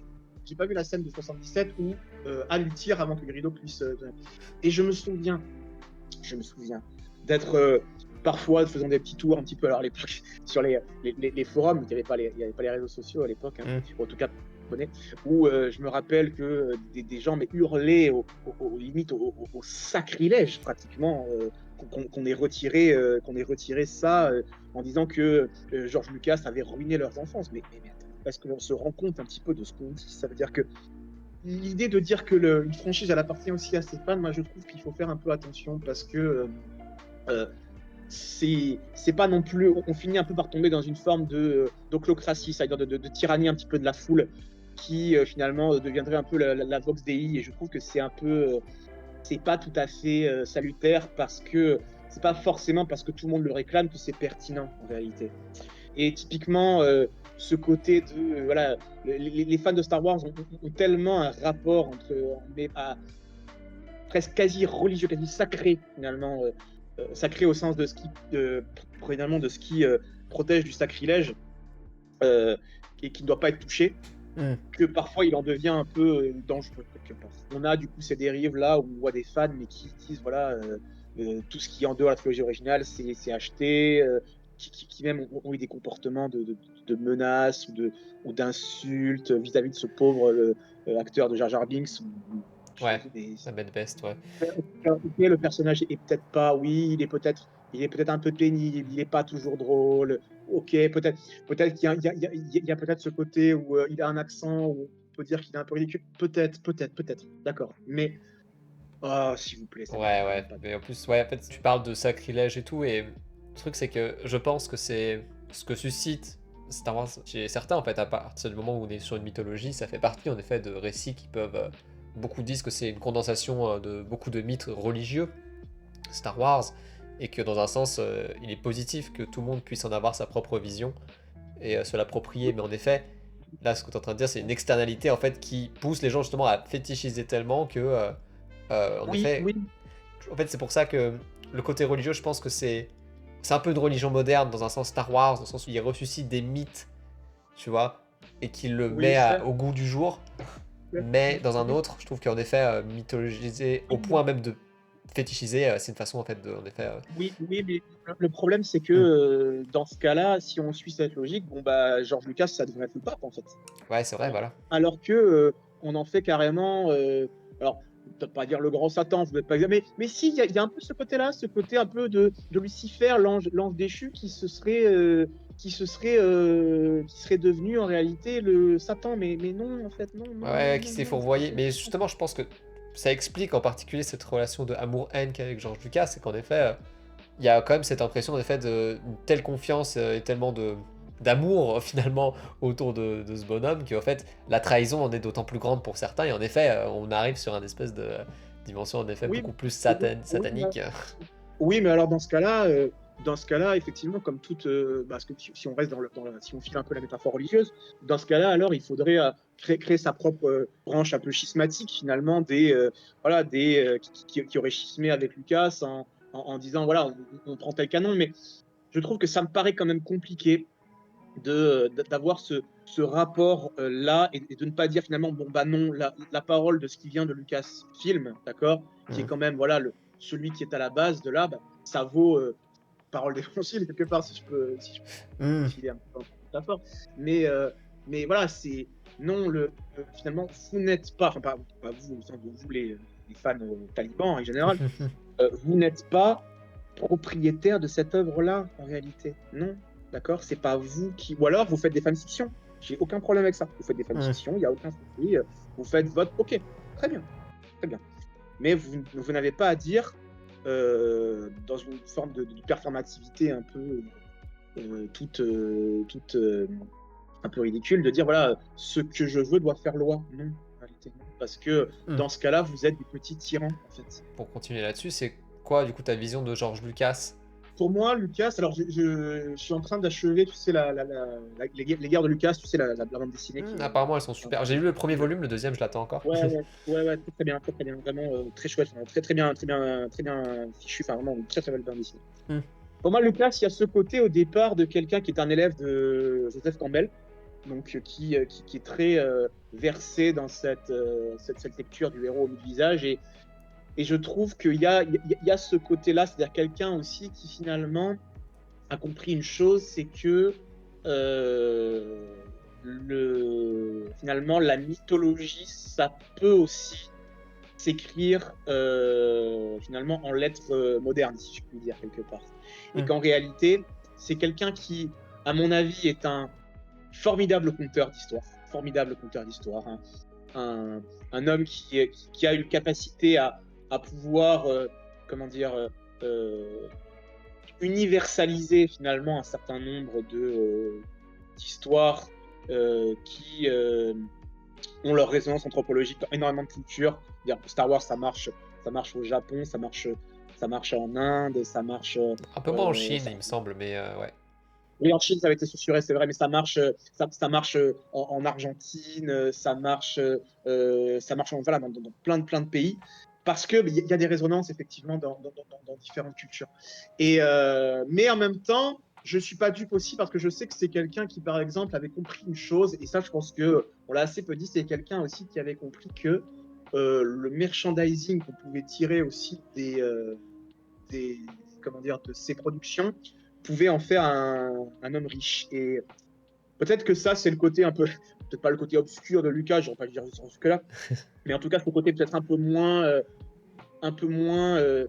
lumineux finalement de quelqu'un qui a ce coup de génie de dire bah, je demande combien c'est 20% sur les recettes de produits dérivés, c'est Ouais, ça, quelque chose comme ça. ouais, un truc du Ouais, c'est ça. style, ouais. Et qui au départ on dit oh, non, ce pauvre Georges il n'a pas compris grand-chose. Bah si en fait, si, en réalité il a tout compris. Il a tout compris. Ça veut dire Mm. que ça reste aussi un homme finalement qui a compris que une œuvre, ça ne pouvait pas ne pas dépendre d'un système économique et que, y compris cette dimension capitaliste, d'accord, elle se marie très très bien avec cet imaginaire-là pour finalement parler, y compris aux enfants qui auront envie, voilà, bah, comme celui que j'étais, parce que moi-même, je suis le premier, hein, il n'y a aucune dimension dans ce que je dis, c'est-à-dire qui aurait très bien compris que bah, ils auront envie de reconstruire le Faucon Millennium, ils auront envie d'avoir le sabre laser de Luke, ils auront envie de pouvoir avoir propre figurine, et que ça va se vendre très très bien. Et ça, c'est peut-être une face un peu moins enviable et un peu plus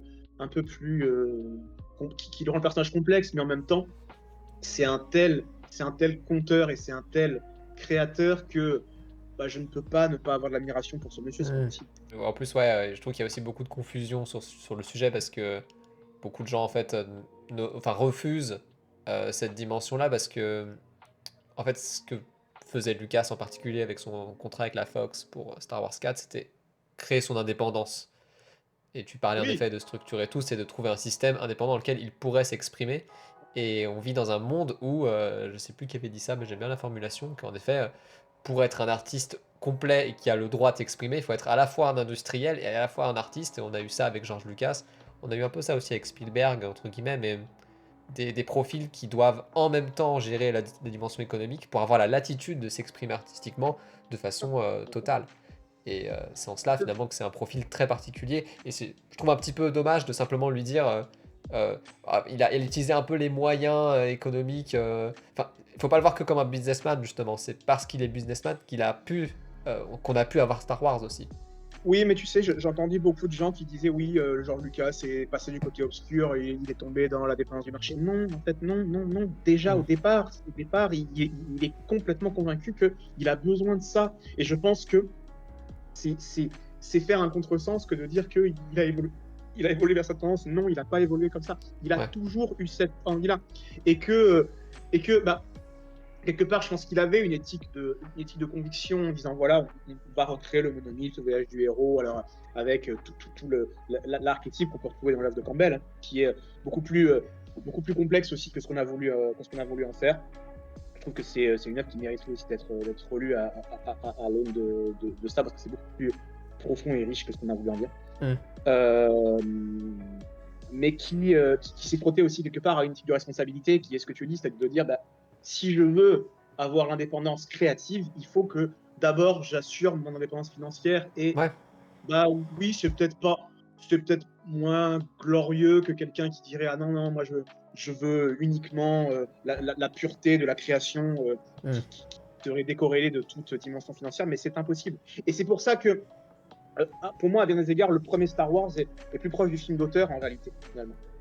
On va dire même que la Le... saga est un peu une saga d'auteur dans un sens. Je t'avoue, j'aurais Oui, plus mais cette dimension-là. le premier, je veux dire, le tout premier, c'est-à-dire le Nouvel Espoir, pour moi, il y a ce côté un peu film d'auteur, ce côté effectivement où on voit que les moyens étaient peut-être un peu plus réduits, hein, il y avait moins de budget, mais en même temps, voilà, c'est tout simplement impossible de faire autrement. Pour avoir la liberté créatrice, vous devez avoir l'indépendance financière. Et justement, d'ailleurs, les studios ont. En fait, George Lucas c'est une anomalie dans ce côté-là, et c'est pour ça que les studios n'ont plus jamais refait cette erreur par la suite. Du coup, on a évidemment à chaque fois toujours maintenant même des réalisateurs tels que par exemple Denis Villeneuve récemment pour les Dunes doivent honorer un contrat face à un studio qui est Legendary Pictures. C'est qu'il n'y a plus cette autonomie de l'auteur. Et ça, c'est parce que c'était subversif en fait. C'est pour ça que maintenant les studios font en sorte que ça n'arrive plus en fait. Parce que sinon, ça va leur échapper. Oui, Comme Star Wars leur a échappé finalement. oui, et c'est peut-être aussi ce qui peut expliquer, alors pas que, mais ce qui peut expliquer un petit peu ce côté un peu cette difficulté de création que peuvent rencontrer un petit peu les studios hollywoodiens contemporains, où finalement on essaye un petit peu de réécrire des franchises dont on sait le succès assuré, mais sans véritablement contenu novateur quelque part. Alors, et Star Wars est un exemple, mais c'est pas la seule franchise qui est confrontée à ce dilemme-là, hein. Il y en a Ouais. plein, plein, plein qui aujourd'hui, finalement, parce que le nom rappelle comment dire, comme dit Obi-Wan dans l'épisode 4, les armes nobles d'une époque révolue ou passée, Ouais. et qui du coup pense que ça suffit, mais non, en réalité, ça ne suffit pas. Ça ne suffit pas parce que ce n'est pas parce que l'écrin finalement ressemble à du Star Wars, ressemble à n'importe quelle autre franchise, que ça suffit pour en faire une œuvre intéressante et qui a encore des choses à dire. Et de la même manière que comment dire, utiliser finalement cette œuvre en considérant que elle suffit aussi pour porter des valeurs qui se veulent morales et qui se veulent absolument vertueuses, suffit pour en faire une œuvre dont l'intérêt et la qualité créatrice sera au rendez-vous. Ça aussi, c'est quelque chose qui à mon avis, a un peu échappé aux dernières productions Star Wars récentes. L'exemple le plus intéressant et le plus contemporain, c'est The Acolyte, évidemment. Ça, je m'attendais effectivement à Night of the Old Republic et j'ai eu une très comment dire, une très médiocre fanfiction en réalité. Fanfiction, c'est vraiment le terme. Euh, on revient du coup là maintenant du coup période du rachat. Est-ce que tu te rappelles du rachat du coup en 2012 Ah du coup de oui, Lucasfilm par Disney? ouais. Ah oui, oui, oui, je me rappelle, oui, parce Comment que tu l'as vécu? moi à l'époque, donc pour je te donne un peu de contexte, j'ai une vingtaine d'années à ce Mhm. moment-là. Faut imaginer que c'est l'époque où donc on est un peu sevré, alors j'utilise un peu des termes un peu forts, mais on est sevré du coup d'œuvres Star Wars. Alors certes, c'est l'époque aussi, je suis un peu moi dans The Clone Wars, la série animée, que je trouve bien, elle est plutôt bien faite. Mais je suis un peu hypé. J'avoue que je suis hypé parce que je me dis intéressant. Je me souviens le visuel du coup avec un des premiers trailers où on voit ce qui allait devenir Kylo Ren, ou à l'époque on ne connaissait pas son nom, mais où il dégaine son sabre laser un peu instable à garde. J'avoue que j'étais hypé. Et puis quand j'ai su que c'était J.J. Abrams qui allait le faire avec cette espèce de comment dire de dimension, de spatialité qu'on peut voir dans beaucoup de ces films Star Trek. Et je me disais qu'il y avait quelque chose d'intéressant qui pouvait être fait. Donc j'étais assez hypé. Moi, je me disais, c'est quand même, c'est une bonne idée. Alors, c'est vrai qu'à l'époque, que Disney l'ait racheté, pour moi, j'ai pas vu ça tout de suite comme un red flag. Je me suis pas dit tout de suite, non, ça va tuer toute créativité. Je me suis dit, bon, un gros studio qui à l'époque avait pas comment dire, la capacité hégémonique qu'ils ont aujourd'hui. Mais je me suis dit, bon, laissons-lui sa chance, ça me tente bien, je serais content de revoir mes héros, je serais content de voir les personnages que j'ai aimés. Hmm. Mais moi, c'est vrai que j'étais aussi de partie de ceux qui disaient, si on prend Star Wars, il faut le prendre comme une totalité. Ça veut dire que on ne peut pas uniquement dire, voilà, la postlogie, ça n'existe pas, et garder la trilogie originale. Ça veut dire que c'est un tout. Voilà, c'est un tout, on le prend, on assume tout quelque part, d'accord. Et quand j'ai vu du coup donc, ce qui allait devenir le réveil de la force, je me suis dit bon, il y a ce côté qui me rappelle un peu l'épisode 4, même beaucoup d'ailleurs. Je n'ai pas été tant déçu que ça, j'ai trouvé le film assez divertissant, assez comment dire, assez bien réalisé, avec des personnages qui n'avaient pas une caractérisation très poussée, mais je me suis dit, bon, c'est le premier épisode, laissons voir. Même si, alors, le seule chose, moi, qui m'a posé souci, la seule chose qui m'a posé souci, c'est, euh, comment dire, c'est le côté un peu parodique qu'il pouvait y avoir, notamment dans la fascination que peut avoir le personnage de Kylo Ren pour le masque de Dark Vador. C'est-à-dire que pour moi, là, typiquement, on est dans le cadre de la parodie. C'est-à-dire que pour moi, la parodie, ce serait l'imitation par un être vivant d'un corps mort. Ce qui donne aussi des choses un peu grotesques. Moi, je me rappelle aussi d'une scène où Kylo Ren s'énerve et prend son sabre et casse tout dans la salle d'écoute. Et moi, je me suis dit, mais attendez. C'est ça le grand méchant, en fait. C'est ça l'antagoniste, le sombre seigneur vêtu de noir 2.0, c'est ça, là, vraiment. C'est pas une question de performance d'Adam Driver, parce que je le trouve plutôt pas trop mal. Mais je me suis dit, mais enfin, beaucoup ont reproché à Hayden Christensen d'être un ado capricieux dans l'épisode 2, mais je me suis dit, mais waouh, par rapport à Kylo Ren là maintenant, mais c'est rien en fait. Et j'avoue que le, le moment où dans le dernier Jedi, Snoke lui dit, mais en réalité, t'es qu'un petit garçon avec un sabre, t'es pas digne de Vador, je pense que j'ai pu le penser à un moment donné. Ouais. J'ai pu le penser, Hmm. effectivement. j'ai pu le penser, de dire mais attendez, non, en fait, il y a un côté un peu grotesque en réalité. Ok. C'est-à-dire que j'ai pas besoin d'un nouveau Vador, en fait. Parce que ce sera toujours moins. Personne ne pourra être Vador, c'est pas possible en fait. Il a Ouais. fallu 3 films pour encore iconiser encore plus Vador, c'est pas possible. Bah justement, Mais les gens qui ont apprécié le personnage sont rentrés dans cette dialectique-là de vu qu'on ne l'aura pas, l'on va apprécier un oui, personnage qui tend et qui échoue à l'être. oui, mais tu vois, par exemple, moi j'adore par exemple le personnage de Maul. Je trouve que c'est un super Hmm. méchant par exemple. Ouais, je suis C'est pas d'accord. Vador, mais vraiment, c'est pas possible, je ne demande pas d'être Vador. Hmm. Il est très bien en Sith déchu, Seigneur de la Paix. C'est très bien, c'est parfait. Je trouve qu'il est génial. J'aime beaucoup le personnage du Comte de Fou, par exemple. Et c'est intéressant aussi parce que, pour revenir justement à cette prélogie, chacun des 3 apprentis, enfin des 3 antagonistes finalement de la prélogie, euh, finalement amène une composante de Vador, chacun des 3. Ça, c'est très vrai. Maul, quelque part, a ce côté martial, cette espèce de figure un petit peu du renouveau Sith. Euh, Doku, c'est le côté finalement le premier Jedi ou un Jedi le plus talentueux qui sombre un petit peu du côté obscur, et Grievous, donc le général Grievous, ce côté cybernétique Ouais, d'une monstrueux d'une aussi, ouais. d'une musique qui en est presque déjà plus une en réalité, qui est plus machine com comme on l'a dit Obi-Wan.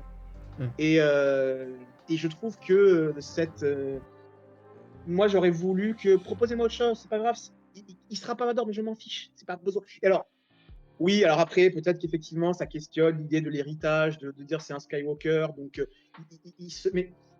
mais non, non, non, non, non, non, non. J'aurais préféré quelque part qu'on en fasse quelqu'un qui, par exemple, aurait une véritable dent contre son père et se rebelle contre les Jedi. Pourquoi pas? Ça, très bien, il n'y a pas de problème. Voilà.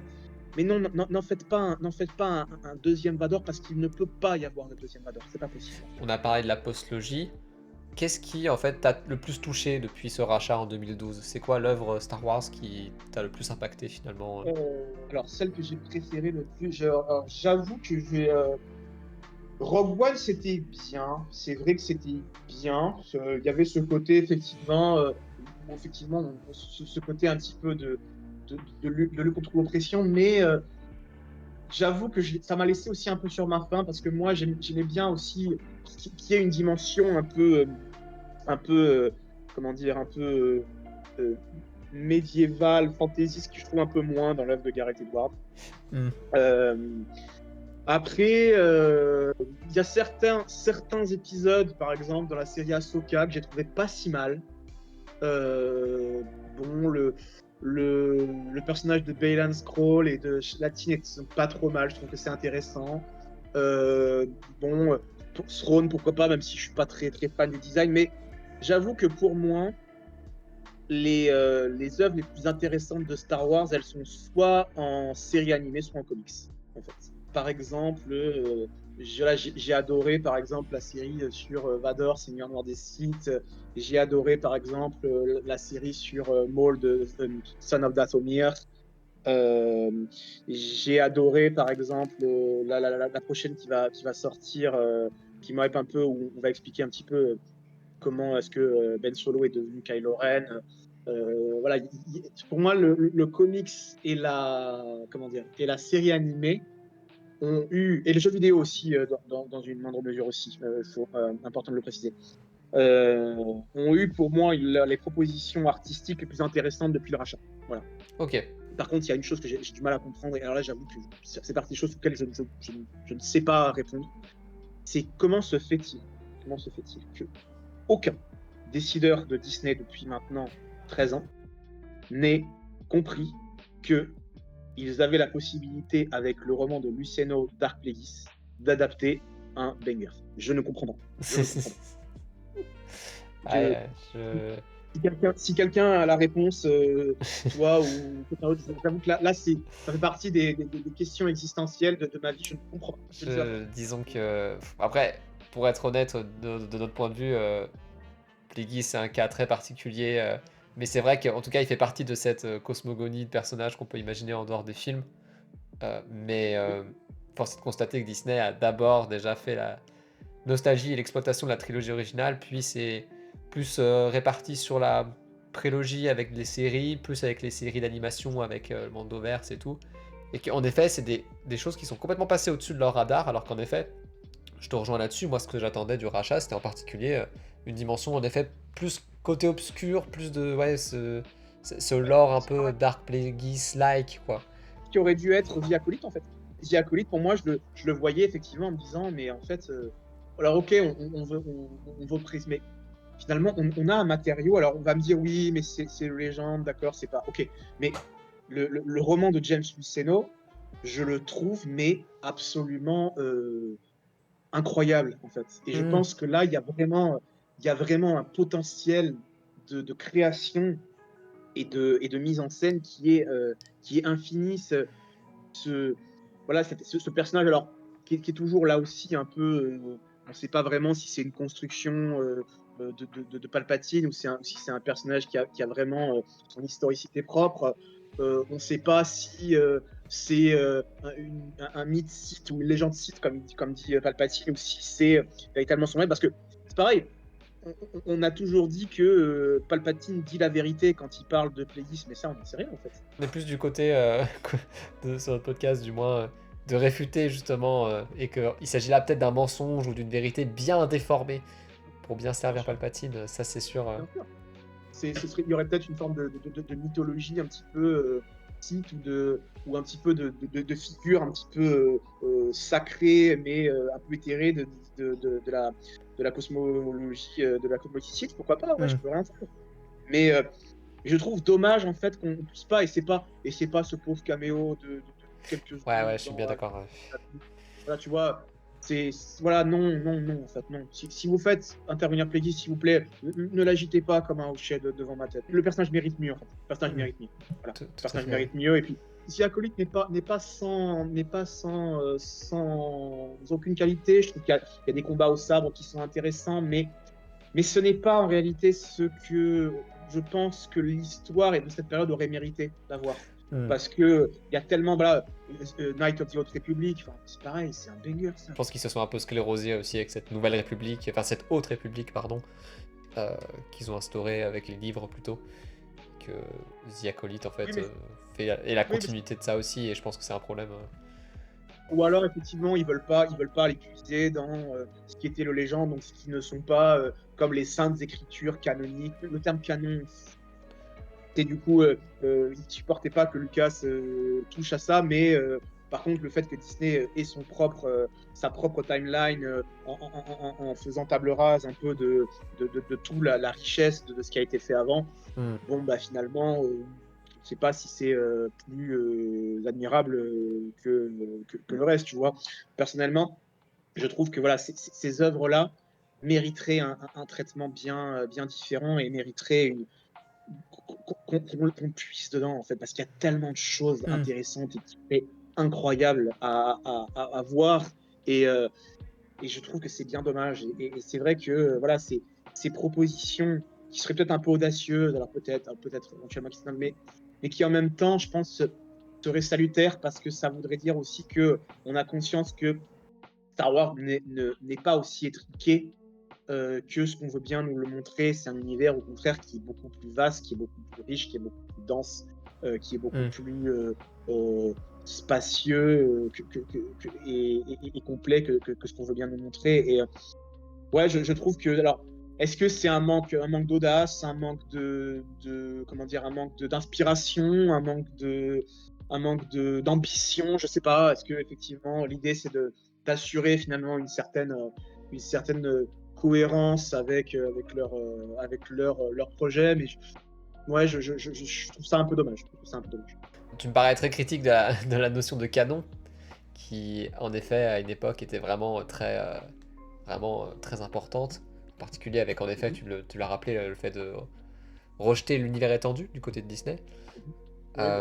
Est-ce que tu estimes en fait qu'il y a des œuvres qui sont canons ou d'autres qui ne le sont pas, ou justement tu es plus ouvert en disant que laissons aux gens la liberté de choisir ce qu'ils veulent? Alors, moi, pour le coup, j'ai envie de dire, comme dirait l'autre, à partir du moment où il s'agit de Star Wars, j'assume tout. Ouais, ah, c'est vrai. Ouais, je prends tout. Je veux dire, voilà, j'ai pas envie de me dire, à partir du moment où il y a du Star Wars, même certaines fictions, je serais prêt à les accepter, tu vois. Je serais prêt à les accepter. Moi, j'aurais un côté assez œcuménique hein, là-dessus, c'est-à-dire de dire voilà, bah oui, effectivement, si on veut me dire que éventuellement telle possibilité doit être prise en compte ou pas, moi, je serais prêt à t'entendre, je suis prêt à t'assumer, sans problème, sans problème. Et j'ai pas forcément de dire voilà, ça ne rentre pas ou ça ne serait pas, non, ça me dérange pas, aucun problème. J'avais oublié ce que tu avais dit sur la postlogie de ce côté-là, mais est-ce que ce sont des films que tu acceptes comme faisant partie de la mythologie Star Wars ou est-ce que tu les rejettes? Non, alors non, j'irai pas jusqu'à dire qu'il faut les rejeter. J'irai jusqu'à dire que ce n'est pas forcément la, comment dire, l'histoire que j'aurais aimé qu'on me raconte, mais ça, à la limite, bon, bah, voilà, ces temps-ci, c'est comme ça, hein, c'est pas grave. Hmm. Euh, Moi, je serais prêt à les accepter parce que, certes, j'ai été déçu. Alors, j'ai eu le temps aussi un petit peu de maturer un petit peu sur le cadavre un peu froid, hein, parce que c'était un peu ça, comment j'ai accueilli un petit peu la sortie Mhm. des épisodes 8 pour moi. Mais admettons, je suis prêt à l'accepter, même si c'est pas ce que j'aurais aimé voir, mais ça fait partie de l'univers, ça rentre dans la timeline. Pour moi, il y a des zones, par contre, qui doivent être reconnectées parce que, bah, je suis désolé, dans l'épisode 7, qu'on m'explique en fait comment le premier ordre est arrivé, comment est-ce que le nouvel ordre Jedi a été massacré, comment est-ce que Han Solo retombe dans le métier de contrebandier, qu'est-ce que le faucon fait sur Jakku. Enfin, voilà, à partir du moment où on me reconnecte ça, alors je sais qu'il y a beaucoup, beaucoup, beaucoup, beaucoup, beaucoup de bandes dessinées, de comics et pourquoi pas de séries qui vont le faire, mais tant que on lui donne un peu plus de cohérence, moi je suis prêt à l'accepter, sans problème. Nous, on a un regard assez. On met un jugement très fort en fait sur ces films-là et même du coup un rejet aussi qui est très fort au niveau de leur canonicité. Mais c'est intéressant du coup, c'est-à-dire que par exemple, tu me parlais des comics Kylo Ren, Ben Solo. Tu les attends en particulier pour combler ces trous dont tu parles? Ouais, mais je trouve que c'est bien dommage, tu vois, de devoir attendre en fait la sortie d'un comics. Alors, moi, j'aime beaucoup, hein, je suis très, très, très friand des comics comme média. Il y a aucune hiérarchie. Mais je trouve ça un peu dommage parce que j'aurais aimé en tout cas qu'on me montre, et pas uniquement que sous forme de flashback dans l'épisode 8. Bah, si vous me montrez en réalité la chute d'un ordre, alors vous allez me dire oui, mais ça va être un ressucé d'épisode 3 et là, on a très bien compris que la prélogie n'était pas leur source d'inspiration. Oh, très bien. Mais oui, moi je trouve que c'est un peu dommage parce qu'il y a beaucoup de trous en réalité, beaucoup de manques, et beaucoup de choses qui auraient mérité d'être racontées, d'être mentionnées et d'être développées et qui ne le sont pas. Et je trouve que c'est dommage. Par exemple, on ne sait toujours pas comment Maz Kanata a eu le sabre laser de Luke Skywalker. Alors, après, s'il y a un comics qui montre un moment qu'il y a quelqu'un qui le retrouve dans la benne à ordures de Bespin, Hmm. la Cité des Nuages, encore, Mais ça veut avec une dire main qui que. attrape le sabre. Oui, mais non, en fait, non. C'est-à-dire qu'à l'heure actuelle, en voyant les films, d'accord, si je me concentre sur les films, je ne sais toujours pas comment elle a eu ce sabre. Et d'ailleurs, elle le dit à un moment, elle dit, je te raconterai plus tard, mais le problème, c'est que le fusil de Chekhov, il tire toujours pas, quoi. Il est chargé, mais il tire toujours pas. Là, il y a un problème d'écriture, en réalité. Il y a un problème Hmm. d'écriture. Je trouve un peu dommage, ça, qu'on le montre, alors que peut-être ça aurait peut-être été un peu plus intéressant d'insister sur ces dimensions-là. J'ai dépassé en réalité ce rejet-là, que je peux comprendre, qui est a priori, qui était ma position initiale également, mais je l'ai dépassé parce que je pense qu'en fait, les films sont imparfaits, les films sont lacunaires, les films sont euh, profondément paresseux à certains moments et parfois pas très bien écrits à certains moments et manque de cohérence, mais il n'en demeure pas moins que je suis pas certain que ce soit de la faute de ceux qui les ont réalisés et des acteurs qui ont eu leur rôle là-dessus. Donc à partir de là, bon bah écoute, ça c'est certes comment dire, c'est certes des volets un peu boiteux, mais j'ai pas envie de les ostraciser et de les exclure pour autant. Donc voilà, c'est pas ce que j'attendais, mais pour autant, je leur ouvre les bras et je les accueille volontiers dans la, dans la timeline Star Wars, sans problème. On arrive du coup vers les dernières questions. On a parlé vite off Knights of the Old Republic, Fallen Order. C'est quoi ton référentiel de jeux vidéo Star Wars? Alors, les jeux vidéo qui m'ont marqué, donc moi j'ai commencé avec Jedi Power Battle, Oui, oui, ça, oui. sur la première PS1, donc ça nous ramène à quelques années. Ensuite, moi j'ai beaucoup joué à Star Wars Battlefront, beaucoup. J'ai beaucoup joué à ça, je trouve que c'était vraiment un super jeu. Le tout Euh, premier? ouais, le tout premier, y compris même les dernières versions, là où on peut faire intervenir des personnages qu'il n'y avait pas dans les autres univers. J'adore par exemple jouer voilà, avec le Count Dooku par exemple. Je trouve que c'est un personnage avec lequel j'ai une profonde affinité. Mais pas que. J'aime beaucoup, voilà, j'aime beaucoup jouer avec Maul aussi. J'aime Yoda évidemment, bien sûr. Je dirais, ouais, Battlefront, clairement, ça fait partie des jeux que j'ai adoré. J'ai adoré le pouvoir de la force aussi, dans L2. Très électrique et pas trop. Alors, je sais qu'il y en a qui disent que Starkiller ou Galen Marek est un personnage qui est démesurément puissant pour ce qu'il est. Mais qu'est-ce que c'est trop jouissif à jouer. Ouais, c'est vrai que ça correspond bien aux médias jeux vidéo aussi. Ah oui, c'était qu'est-ce que c'était jouissif, je veux dire, chevaucher des rancors, arrêter des destroyers avec le pouvoir de la force, hein, ou alors, à un moment donné, un premier, on doit même, y compris tuer Shakti. Alors c'est assez drôle parce que si on prend les scènes coupées d'Argent et Sith, Shakti est tué par, euh, par Grievous. Donc Oui. Et par c'est assez Anakin drôle. aussi, je crois. Genre, elle est Par morte 3 Anakin, fois par si Anakin. tu comptes toutes les scènes. C'est assez drôle de voir que après, Shakti est peut-être un chat, peut-être qu'en réalité elle a plusieurs vies, on ne sait pas. C'est certainement. Et puis voilà, ce côté de pouvoir aussi, y compris avoir des pouvoirs de force que tu n'avais pas forcément exploité dans d'autres jeux vidéo. Par exemple, euh, les manipulations mentales où tu pouvais faire en sorte que les Stormtroopers s'attaquent entre eux, je trouvais ça super. Euh, bon, évidemment, les boucliers d'éclairs, bon, ça c'est très spectaculaire, mais je trouve ça très chouette. Et puis le fait de se dire que, bah oui, Vador, quelque part, a une maîtrise suffisante du côté obscur pour pouvoir se dire qu'il peut se prendre son propre apprenti. Je trouvais que c'était intéressant, ça. Finalement, une forme de proto-Luke Skywalker, ou tel que Luke aurait été s'il avait rejoint Vador dans l'Empire contre-attaque. D'ailleurs, dans l'édition de Luke de Pouvoir de la Force, à un moment donné, tu pouvais affronter Luke Skywalker sur Hoth. Ça, c'était chouette. Et du coup, quand tu le battais, tu pouvais du coup le corrompre et faire en sorte Oui, qu'il ait tout à ton fait. apprenti. Ça, je trouvais ça très chouette, très intéressant.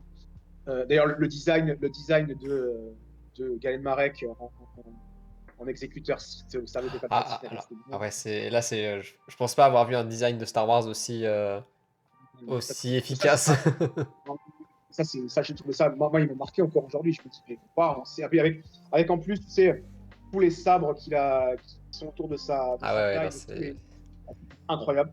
impressionnant. Et ouais, après, c'est vrai que Fallen Order aussi est probablement le dernier jeu que j'ai vraiment beaucoup apprécié parce que euh, il a effectivement ce côté-là où tu sais ce que c'est qu'être un Jedi traqué, en fait. Être un survivant et devoir un petit peu accomplir ton propre développement dans une époque sombre où finalement tu es traqué pour ce que tu es comme Jedi. Je trouve que ça, c'est très intéressant en fait. C'est un autre point de vue qui est peut-être un peu moins jouissif en termes un peu récréatifs que le pouvoir de la force, mais qui est tout aussi intéressant parce que peut-être un peu plus profond en termes d'évolution de personnage. Je me rappelle aussi un autre jeu alors, qui était Rogue Squadron sur GameCube aussi. Ah ouais, apparemment, ouais, il est légendaire ce jeu. Ouais. Tu incarnais du coup un pilote de l'Alliance Rebelle. Ça pouvait être Luke Skywalker, pas que. Tu pouvais incarner Wild Gentillesse. Tu pouvais incarner, il me semble que tu pouvais incarner Amir Lakbar. Enfin, voilà, c'était des personnages chouettes, quoi, intéressants. Côté littérature, du coup, tu m'as parlé de trois sagas Legends. Est-ce que tu en as d'autres qui te viennent à l'esprit? Alors, ouais, moi j'ai beaucoup aimé. Alors, j'ai beaucoup lu. Du coup, j'ai beaucoup lu aussi Le Labyrinthe du Mal, aussi, qui raconte quelques passages juste avant la revanche des Sith, aussi à l'époque de la guerre des clones, où on apprend par exemple ce qui s'est passé sur Caton et Moïdia quand Obi-Wan dit non, tu m'as sauvé que 9 mois, ce qui s'est passé sur Captain America, ça ne compte pas. Oui. Alors, Les Héritiers de l'Empire, ça, je l'ai lu, j'étais plus jeune aussi. Mais c'était. Et puis aussi la période aussi des Yuzhang-Gong, qui est la force destructrice, du coup, qui extraterrestre qui arrive dans la galaxie à l'époque, plusieurs années après la chute de l'empereur. Ça fait partie aussi de mes premières lectures. Mais je pense que si je devais n'en retenir qu'un, ce serait très, très honnêtement, je pense que le James Luceno Dark Abyss, pour moi, Ouais, vraiment, ouais. pour moi, c'est en fait, c'est tout ce que j'attendais véritablement d'une œuvre Star Wars. Alors, après, je remarque aussi que les versions novélisées des films sont très très bonnes aussi. La novélisation de La Revanche des Sith, La Menace Fantôme et L'Attaque des Clones aussi dans une moindre mesure sont très intéressantes. Ils sont vraiment très riches en termes de détails et en termes d'accès à la psyché des personnages. Par exemple, le récit, par exemple, qui est fait du combat entre Yoda et Palpatine, par exemple, éclaire beaucoup sur ce qui nous est montré à l'écran, où quand on le voit uniquement à l'écran, on peut se dire, finalement, Yoda ne perd pas, c'est un match nul, finalement. Ouais. Quand on lit en réalité ce qui a été écrit, on se dit, non, Yoda a perdu. C'est dit texto, d'ailleurs, où il est dit, voilà, Yoda sait qu'il ne peut pas gagner. Et du coup, ça change un petit peu le regard qu'on peut avoir là-dessus, et je trouve que c'est assez complémentaire. Ouais, ça peut expliciter des choses en effet, mais des choses qui sont, je trouve, déjà dans le film. Je trouve qu'on comprend dans le film que Oui, Yoda non, a mais après, perdu. il y a du débat. Je sais qu'il y en a plein qui disent non, mais Yoda n'a pas perdu, en réalité, c'est un match nul. Mais non, même si c'est un match nul, c'est pas défaite, il nous dit tout de même. Ouais, bien sûr, Un voilà. échec. Ouais. Et d'ailleurs, pareil, un autre moment aussi, c'est le duel aussi entre ou l'arrestation de Palpatine, où à l'écran, on a l'impression que c'est un peu, forcé, mais en réalité, c'était pour rendre aussi le fait que Palpatine se déplace tellement vite et tellement rapide en réalité dans ses réflexes que il surprend les Jedi. Ils n'ont pas le temps de se mettre en garde. Et du coup, ça rend peut-être pas aussi, parce que bon, on sait qu'il y a c'est pas un escrimeur. Et ça, c'est quelque chose d'un peu global pour la prélogie, que oui, les effets de vitesse sont pas forcément très réussis parce que je pense ils ont pas été à la hauteur en fait de cette idée-là, mais qui est en fait présente partout, qu'en effet il y a une impulsion très Oui, mais, rapide dans ces combats, et ça c'est oui, vrai mais, qu'on peut le perdre un petit mais peu. ça, mais ça après, ça me dérange pas. Je veux dire, bon, Ah oui, c'est admettons. genre du détail, mais Oui, oui, oui, pour moi, c'est pas gênant. Voilà, ça fait partie des choses qu'on peut noter, mais voilà, je trouve qu'effectivement, ça éclaire un certain nombre de choses, clairement. Côté produits dérivés, tu as déjà parlé du coup de ce fameux sabre laser. Qu'est-ce que tu as d'autre niveau Star Wars? Du coup, une belle, jolie collection de sabres laser NeoPixel, désormais. Ok. Belle collection aussi de statues et de figurines. Alors, ça peut être du PVC ou ça peut être de la résine, ça dépend. Quelques costumes aussi, notamment des robes Jedi ou des robes Sith aussi. Par exemple, le dernier que je me suis fait, c'est un peignoir, par exemple, en robe d'Obi-Wan qui me sert de robe de chambre. Qui est Ah, très confortable. c'est la classe. Ouais, j'aime beaucoup. Et pareil, mon ex-compagne m'avait offert une paire de chaussons Dark Vador que je garde toujours avec nostalgie. Donc, non, c'est très présent en fait parce que c'est devenu en fait tout simplement un objet contemporain. Et puis, je sais que, par exemple, moi j'aime beaucoup en fait me représenter aussi avec ces personnages-là parce que pour moi, c'est des vieux amis en réalité. C'est des gens avec qui j'ai grandi et avec lesquels, tu sais, un petit peu comme on peut avoir avec des amis d'enfance, tu vois, des personnages dont on a l'impression qu'on est tellement proche d'eux, qui font aussi partie un petit peu de notre vie. Et clairement, ces personnages-là font aussi partie de ma vie. Alors, sans fétichisme aucun, mais clairement, oui. Et ces objets-là aussi, c'est des objets quelque part qui retranscrit finalement cette passion qui est la mienne. Alors, c'est une passion qui m'a coûté, y compris en termes financiers, il faut être honnête. Mais en même temps, passion, ça vient aussi de patior. Il y a une dimension un petit peu de souffrance, un petit peu, alors sans que ce soit non plus excessif, mais que voilà, c'est c'est une passion en tout cas qui est présente, y compris dans mon quotidien. Ça veut dire que voilà, euh, tous ceux qui me connaissent un minimum savent que bah oui, cet univers-là, c'est clairement un univers avec lequel je qui fait partie de moi intégralement et qui fera partie de moi jusqu'à la fin. C'est-à-dire que tout ce qui traite grosso modo de près ou de loin Star Wars ne me laissera jamais indifférent, y compris, même si je reconnais parfois que la qualité n'est pas toujours au rendez-vous. Finissons avec la dernière question. Quel serait ton fantasme ultime de fan, potentiellement? De ce que tu aimerais voir, ou ça peut être n'importe quoi, jeu vidéo, quoi que ce soit. Quel serait ton fantasme ultime? Alors, mon fantasme ultime, euh, ce serait probablement, je dirais, alors, si je devais en dire un seul, je dirais que ce serait, bah, j'aimerais voir en fait une adaptation du roman de Luceno, de Pleyis. Ouais. Ouais, ouais, avec où véritablement on reviendrait un petit peu sur cette voilà sur ce que ça veut dire véritablement être un site et surtout où on aurait les sites mis au centre où quelque part on n'essaierait pas forcément de les faire passer pour des affreux méchants mais euh, qui auraient finalement une logique quelque part qui serait peut-être possible pas d'accepter mais de comprendre. Mm. Et quelque part d'en faire finalement pas uniquement des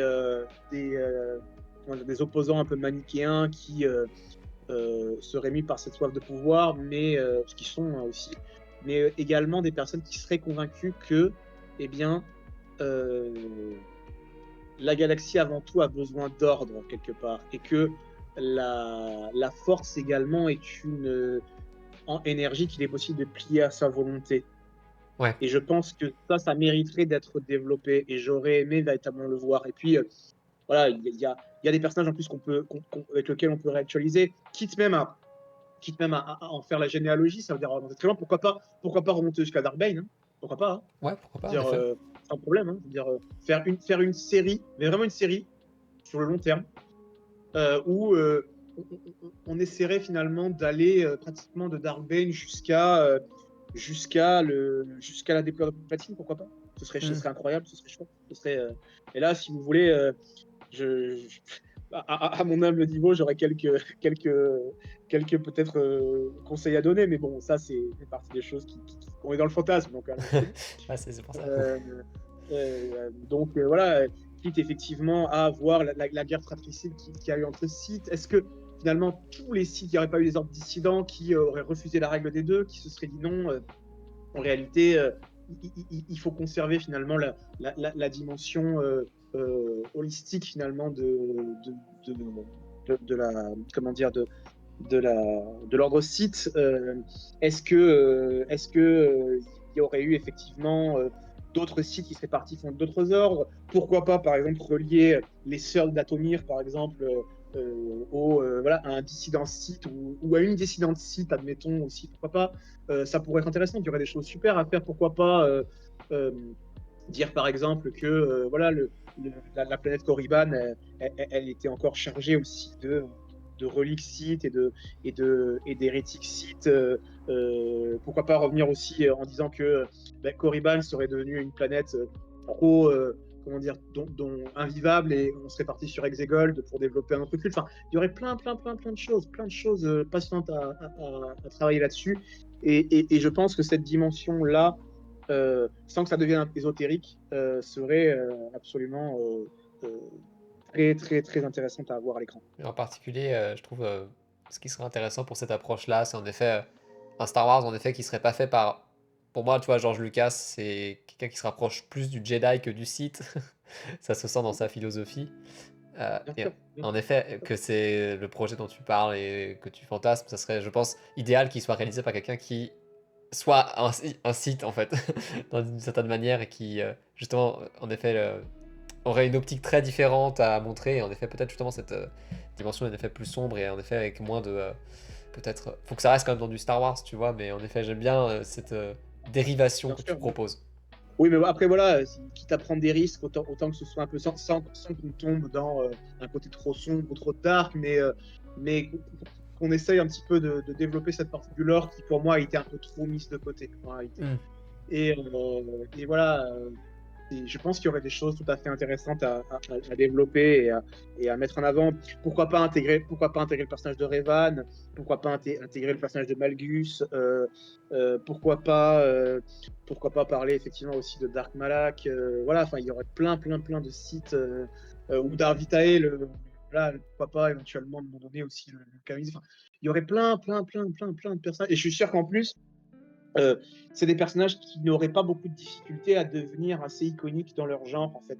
Parce qu'un personnage comme Revan ou comme Malgus, il y a des choses à dire, vraiment.